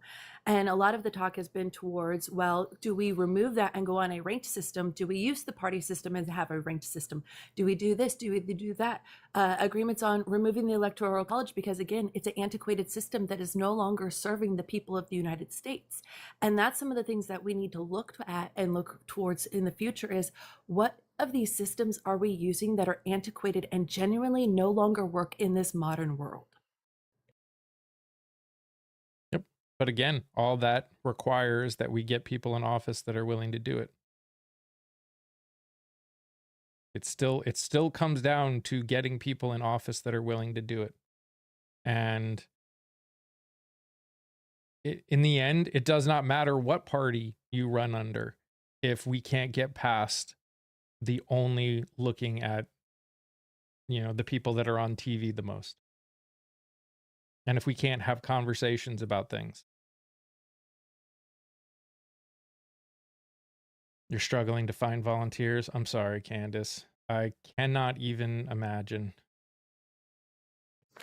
So I tell everybody, this is my way of volunteering for your campaign, is I give you an hour or two of my time, which is the most valuable and precious resource I have available to me, because I can't give money or I would. Yep.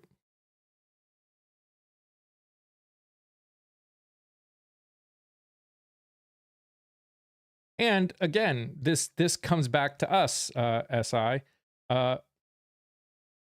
When we have taught candidates that they can say whatever they want and it doesn't matter. What we need to do is teach candidates that if they say they're going to do something, if they straight up say they're going to do something, hold them accountable for it and get them out if they don't. Because what we need to teach them to do is talk about what they want to be able to do and start being realistic about what's possible. Because the fact is, as all of us here at least should know, if we only get one progressive candidate into the House, chances are nothing's going to get done. It's not because they're not going to try. It's because, just like with anything, if you don't get people in, if you don't get enough people in that want to make the change, then change is not going to happen. And that's all of us, right? I want to send them on to the House or Senate, wherever they're going, with allies. Woohoo! Let's go. Right. And there's other things that we could do as well. We've discussed this a lot, the issue of term limits. Originally I was not in favor of term limits. After all, we have an election for the House every 2 years. That is by definition a term limit. But when you have 93% of your districts are not competitive, that doesn't work anymore. I mean, how democratic is that when incumbents, unless they decide to retire or pass away, have a lock on a seat as long as they want to have it? Therefore, I think the time has come to effectuate term limits, and that certainly should be the case for the Senate and the Supreme Court as well. Teach people how to access sample ballots and vet candidates. Yeah, and that is what we need to do too. Yeah. It's called DC. Once they are there, they follow the leader of their party. No, it doesn't have to be that way. It's only that way because, again, we've allowed it to be that way. The same goes with the people that speak out against AIPAC, right? What is in the grand scheme of things, what does AIPAC actually do? AIPAC just spends money, right? That's what they do. Hello. Go ahead. Hey, go ahead. Hello, Tits. Hello. Good morning. Hi. I say hi to the. You did. You said hi to the chat. You did it. You happy? Say hi to this cat. That is the chat. Hello, Tits. And that's Mike right there. Hello, Michael. Hello. And then there's Kia. Hello, Tia. Hi. Kaden. And then there's Scott. Hello, Scott. And then there's Hi. Shadow. Hello, Shadow. Okay, now listen. Kaden say, Kia is right. Tia And is mute. right. There you go. That's right, young king. You got it right. Your daddy's teaching you right out the gate. That's how we do Now it. you want sponsor? Yes, you.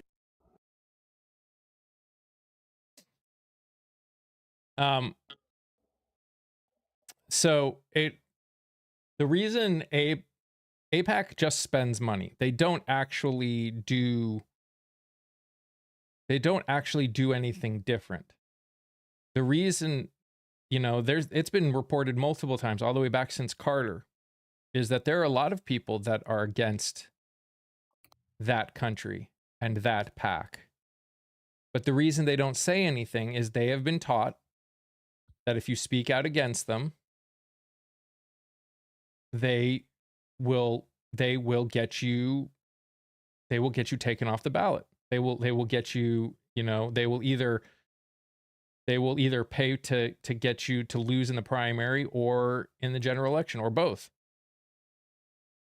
We have taught them that. If they that this is the reality, because again, we don't pay attention. I said this about, I think it was the 2024 election. 4 congressional candidates spoke out against that country and that political action committee, and 2 of the 4 did not make it through. Didn't make it through their primaries. These were good politicians who worked really hard for the American people, and they didn't make it through because of who they spoke out against. Why? When you know you have to run every 2 years, when you know you're basically never not running because of the way we do things, if you knew that speaking out against this one group, whether you took their money or not, just speaking out against them gave you a 50% or less chance of making it through your primaries, would you?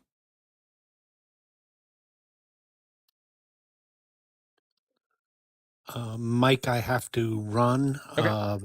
Kia, Shadow, and Papa, thank you for joining me. Mike, thank you as always for having me up. I'm afraid I couldn't quite make it to the end today, but most of all, thank you so much, chat. You're always asked the right questions, and you're always so engaged. It's always so pleasurable to be on this panel with having such a bright and inquisitive chat always with us. So thank you so much.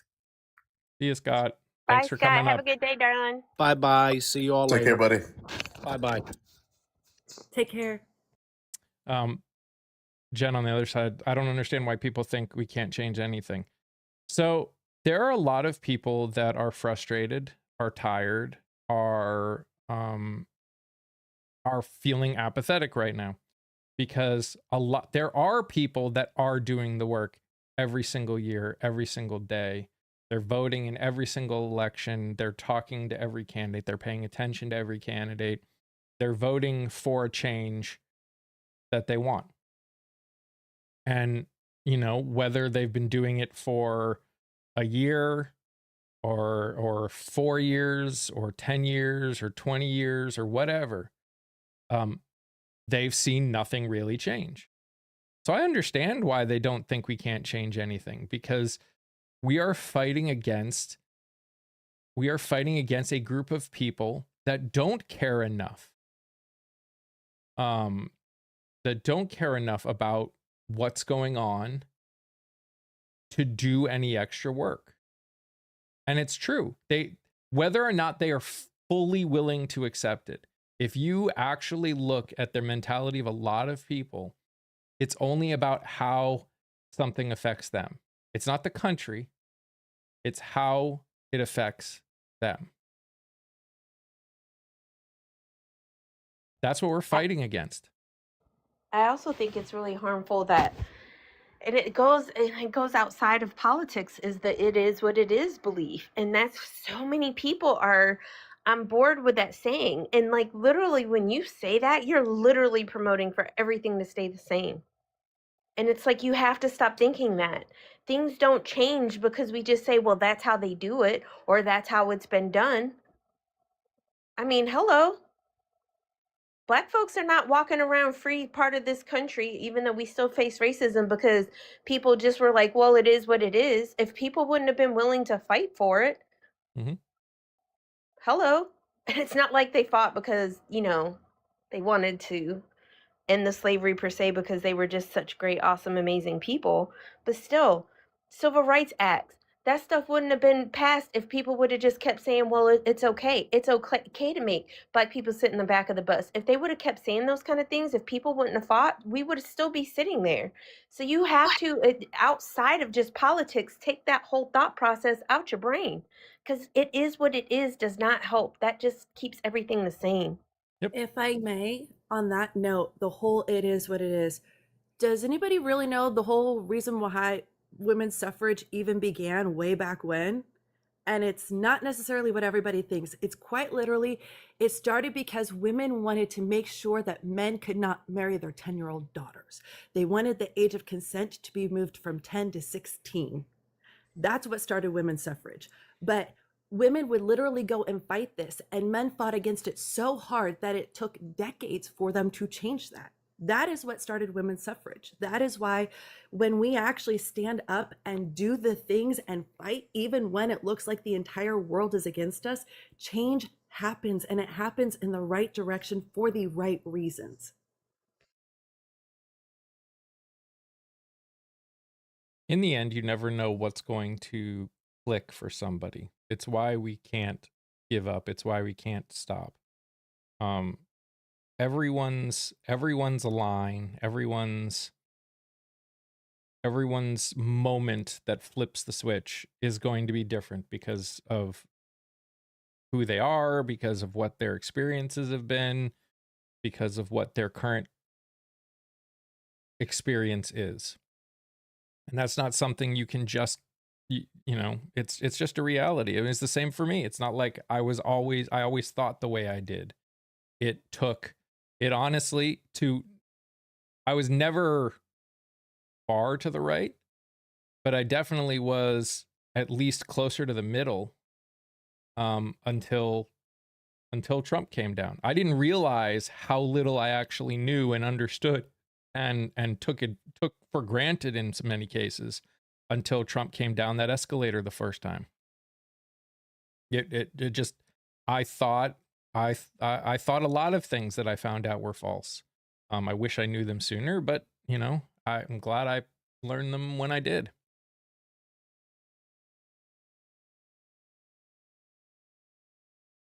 Just please, to every single black and brown BIPOC person that can hear my voice, just please vote.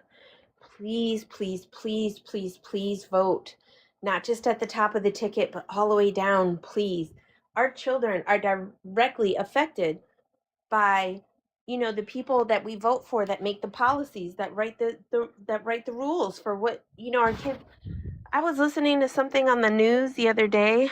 They were talking about because they were talking about like this whole school voucher thing again, and they were saying that in North Carolina, the public school rules and regulations and all of that is a few hundred pages. I want to say they said it was around between 400 and 600 pages. But the rules and regulations for these private schools that can get these vouchers are between 6 to 20 pages. That means there's so much stuff that's just. I remember when I was growing up, going to a private school meant that you were getting top tier, top notch, like the ultimate education. And it's so scary because money has even influenced our kids' education. Y'all, you have to vote for the people who are going to represent your freaking kids, like seriously, because they don't just represent you. They represent your kids, your family, everything. Yep. So, 2 comments. One of them about voter registration. Okay, please, please, please go to vote411.org and make sure you are still registered to vote. I did this about 2.5 weeks ago. I was no longer registered to vote. I'd been kicked off the voter registration rules. Why? Well, I live in a state where they actually gave over our voter registration rules, so anybody who was Democrat and independent, the vast majority of them were kicked off. So please, again, that's vote411.org. Make sure you are still registered to vote, so that way when your primaries come around, you can actually go out and vote. Second note, we talk a lot about the school vouchers, the student vouchers that should be used to allow people to get a better education than what is allowed at public schooling. However, what we've learned is a lot of times it's being misappropriated. The funds are not being used properly. Arizona is a perfect example where they still have not released the, what was it, the 2024 or the 25, one of the two. They still haven't released the year's total allocation of funds. And per Miss Yee, she has stated that less than 1% was used on Rolexes and Lamborghinis. So that is a misappropriation of funds. On top of that, private schools do not require the same amount of testing that public schools do. In fact, most private schools, especially religious schools, don't have a whole lot of testing. So you're not actually getting as good an education as you would at public schools, which means those funds should be used at public schools, because we're at the point where public schooling should be the great equalizer. That private schools should be a choice for people if they choose, but public schools should be better for the entire mass, so that the entire mass is getting the best education possible. Yep. And a reminder to everyone, Candace said it, but the Indiana and Ohio's primaries are tomorrow. So if you are in Indiana and Ohio and you hear this,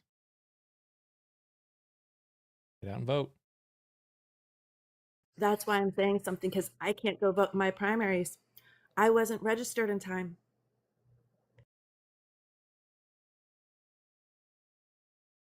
You already voted? Heck yeah. Good.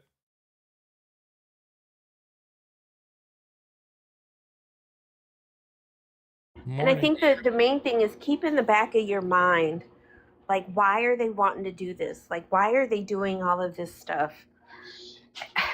I think the other thing we have to do is stop thinking that everybody is like good people, because there's not. just as there's not, everybody is good people. And the thing is there's so many things that, we know that we're fighting against right now. Bruh, can you leave me? There's so many things that are going on right now, and look what they're doing. Like, you have to kind of look outside the box. Like, why are they attacking our rights as far, well, let me be careful, guys. Why are they attacking election stuff so hard? What is going on? Why are they doing all of these things? What is this with this culture war stuff? Why are they all this hate and stuff? There's a reason for it. And it's not for the benefit of us. Yep. And again, this goes back to identity politics. If you identify, and I'm talking about to your core, I'm not saying if you are registered as a Democrat or a Republican. I'm talking about the people that come in, and from interacting with them that being a human and being a Republican or even a Democrat, I don't know if there are any of them out there like that with Democrats, but definitely there are with Republicans. If you are that to your core, or like if being a Republican and being a Christian feel like they're on the same level when you're talking to someone, that's a problem. Because I need to remind you, the Republican Party and the Democratic Party are corporations. They are not what we pretend they are. They are not actual government entities. They are corporations. You say nothing. You're saying nothing. You're right. They're private companies. So we need to get past this identity politics idea. We should not be considering ourselves, to the extent that we do, past humanity. We should not be considering ourselves, like, you should not like Kia doesn't vote for Republicans not because of the word Republican. She doesn't vote for Republicans because anyone who considers them, who aligns with the Republican Party, has shown to her to not align with her in any way, shape, or form, and she refuses to even consider it at this point. But it's not because the word Republican, not because of the corporation, but the values that the people in that corporation align with. And that's what we need to be paying attention to. You shouldn't be voting for anybody who doesn't align with fundamentals. And if your fundamentals are that shitty, that's a whole different problem.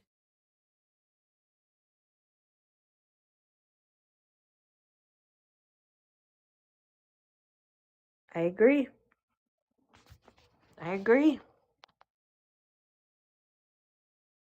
It's the same reason why I'm willing to say it's all Christians till it's no Christians. It's all men till it's no men. It's not because I think all Christians are bad. It's not because I think all men are bad. Obviously, I would like to think I know they're not, because I'm both.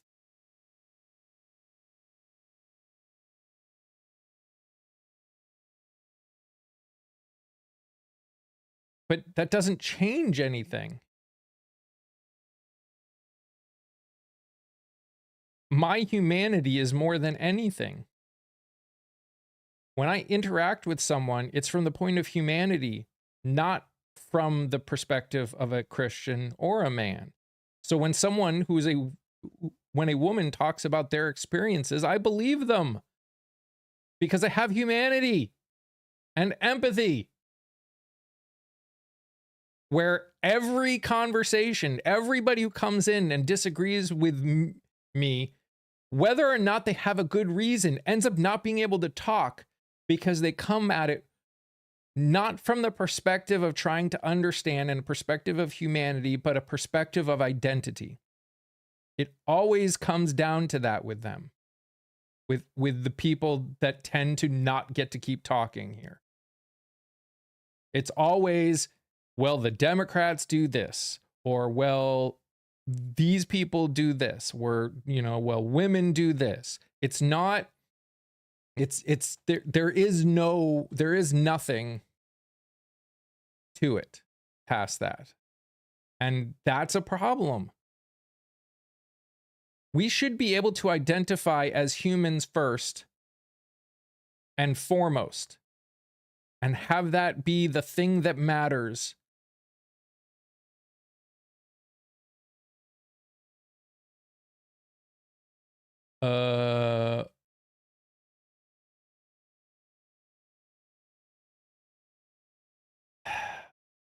America is not making money from all of the oil that we are supplying the world. Oil companies are making tons of money. We are paying more because of it. Again, this is why countries nationalize their energy, because if you nationalize it, then everyone can benefit, has the potential of benefiting at least. When it's private companies, they don't. We're not. Our gas is going up because we are supplying the world right now, because our stockpiles are shrinking dramatically.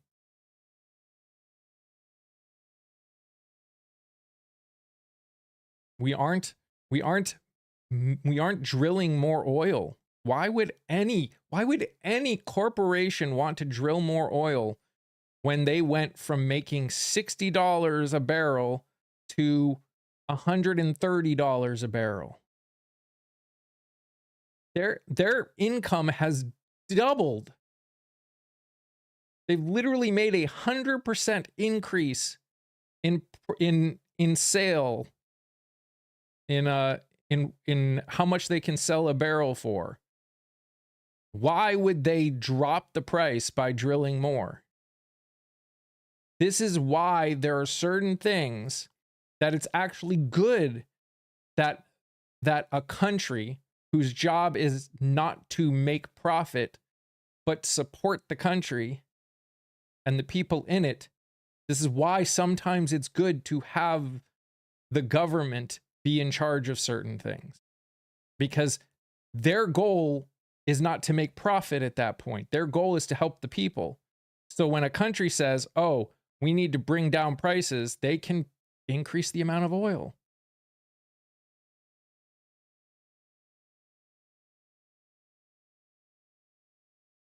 The post office, for example. Yep.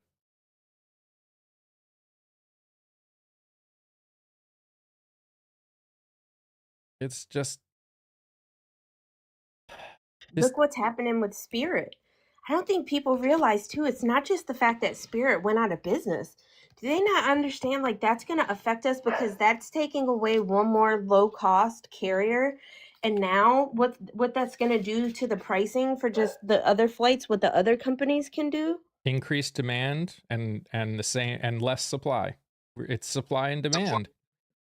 Yeah, but good on Spirit for not allowing the Trump administration to buy them and own 90% of them. Absolutely, and not allow them to take their planes and turn them into military things. I absolutely agree. Good for them.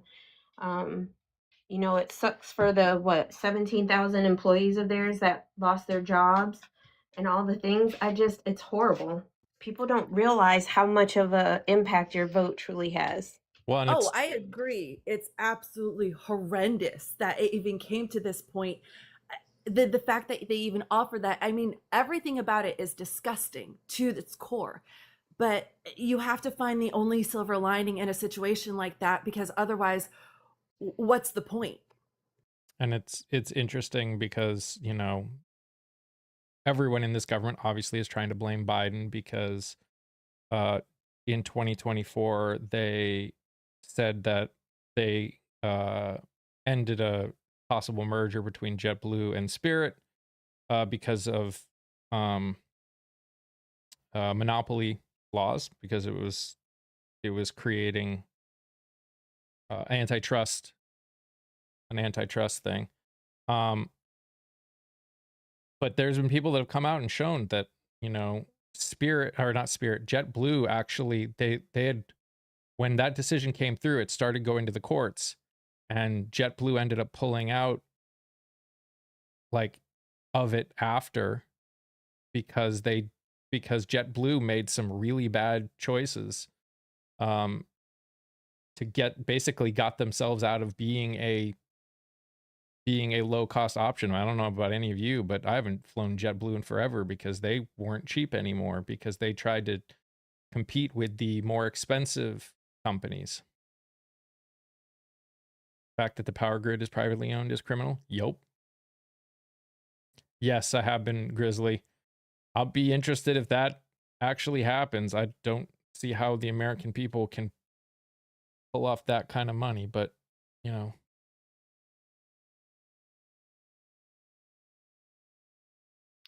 Yeah, I was like watching interviews of people like that are stuck in places and trying to figure out how they're going to get home. Mhm. It's just people don't realize like there's so many consequences besides us just dropping stuff out of the sky. And you know, the consequences are free reaching. But like I said, regardless of everything, that's another 17,000 jobs gone. Just What like do you that. think of citizens stockpiling food because of the gas issue? I think it's absolutely necessary for citizens to stockpile food because it's going to get more expensive. Each and every month that goes by, I am more and more thankful I rescued my mother's deep freeze. That thing is older than I am and still kicking. I mean, we didn't buy enough. I wish we bought more, but we started stockpiling stuff. And you know, but now we're starting to work through it, and it's I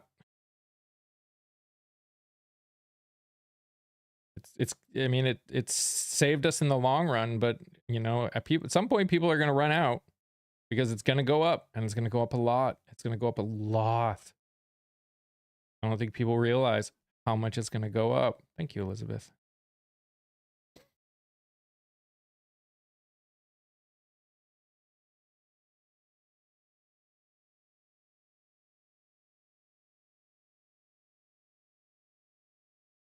learn to garden. That all costs money, and not most people don't have a large portion of this country doesn't have the land to be able to do it. That doesn't help anybody in apartments or condos or townhomes. I know where we live, we're going through a drought, and we're not, unless you have drip irrigation, you're pretty much, you almost not allowed to water except at a very specific time of the day. And water is costing more. Like everything is costing more. So I hear you. I totally hear you. And if you have it all set up already, then great. But that still costs money. It costs a lot of money. It costs a lot of money. We've been looking into putting a small greenhouse in our backyard. And the one I want, the cheapest one I want for the area that I can do it in, is like $900. Yep. And this is the long-term issue that we've got, and which is why I hate when, and no offense, Kayla, I hear what you're saying, and honestly, in a perfect world, everyone would be able to grow some of their own food. We have created a society, good or bad, that's not the point. We have created a society where where it's not possible for a very large portion to be able to do some of these things, a lot of these things. We have created a society where driving is a necessity. It's not an option. Getting food from grocery stores is a necessity, not an option.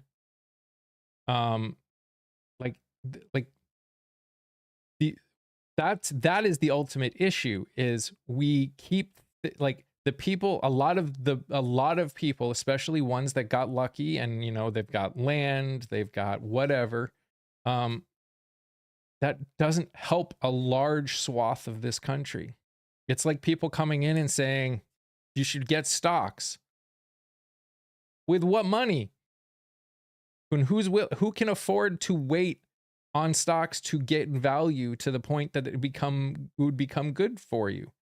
Again, these are issues that I think a lot of people don't realize, that a large amount of people cannot afford. It's not they're being lazy. It's literally not possible. It's not even an afford thing. It's not possible. There are millions upon millions upon millions of people that either live in apartments or rent houses. And who says that that they're allowed to grow a garden in the house that they rent? Stocks aren't going to help me with kids' expenses. Yep. Well, here's a perfect example of HOAs and living in a house. Because what if you live in a state where your HOA can decide the kind of pets you can have? What if they decide that chickens are no longer allowable as pets in their development, so you can no longer have the chickens that you have in your backyard? Mm-hmm. I mean, they're not allowed in our HOA. They're no longer allowed in mine. So that's one of the things where once upon a time we were going to have some chickens here as well, because we have a fenced in backyard. I was going to have 2 or 3. Thought it would be great. Nope. I can't even get an exotic wildlife license for it anymore because they've banned chickens completely. Is it worth Here's the thing, Emlyn, and I can't speak for anyone else. I would never give you financial advice. If you know your finances and what you can afford to do. I know that's not a good answer, but we're not putting extra into our 401k. We're putting in the minimum because that's what we feel we can afford to do. But we're not expecting to, if we're being fair, we're probably not expecting any of that 401k to exist by the time we're old enough to retire. Assuming we ever get to retire. On Prairie Wind's point on how exactly are disabled, elderly, or people already working 2 jobs supposed to garden, So I am this disabled working 2 jobs. I can't bend over and lay on the ground anymore to do it. So my husband is currently building a 2-tier plot for me. However, the wood itself, oh yeah, no, I'm glad I bought that when it was cheaper, because to buy the same amount of wood now would cost about $4,000 and I paid $800 for it. Social Security will not run dry. I've talked to many economists. Social Security, by its very nature, cannot run dry.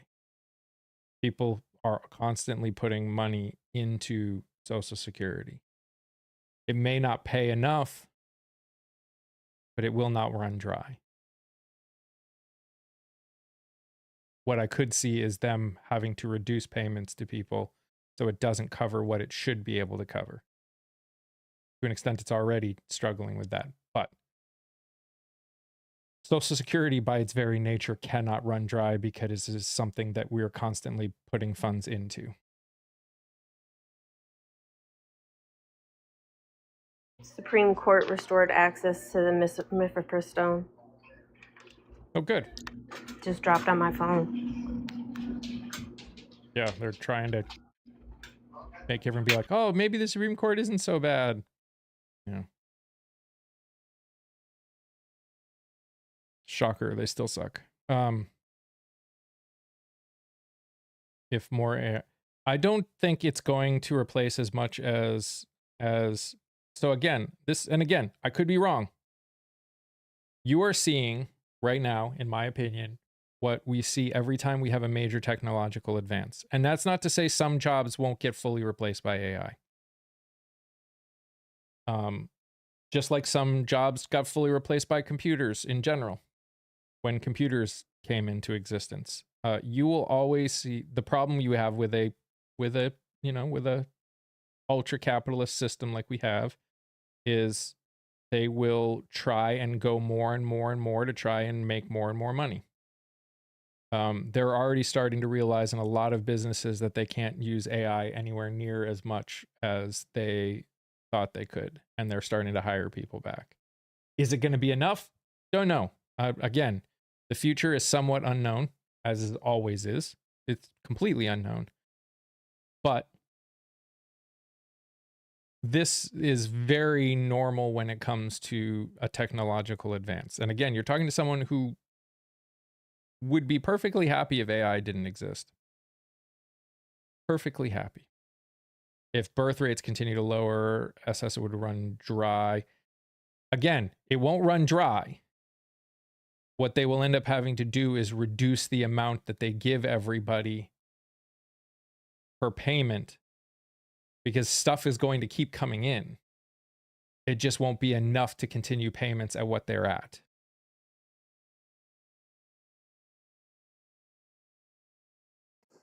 Mike's absolutely right about that. I can remember talking about that in school in the 90s about if, XYZ continues to happen over the next X amount of years, then by the time we hit the point that we would get Social Security, we're only going to get like 30 to 35% of the actual amount that we should be getting.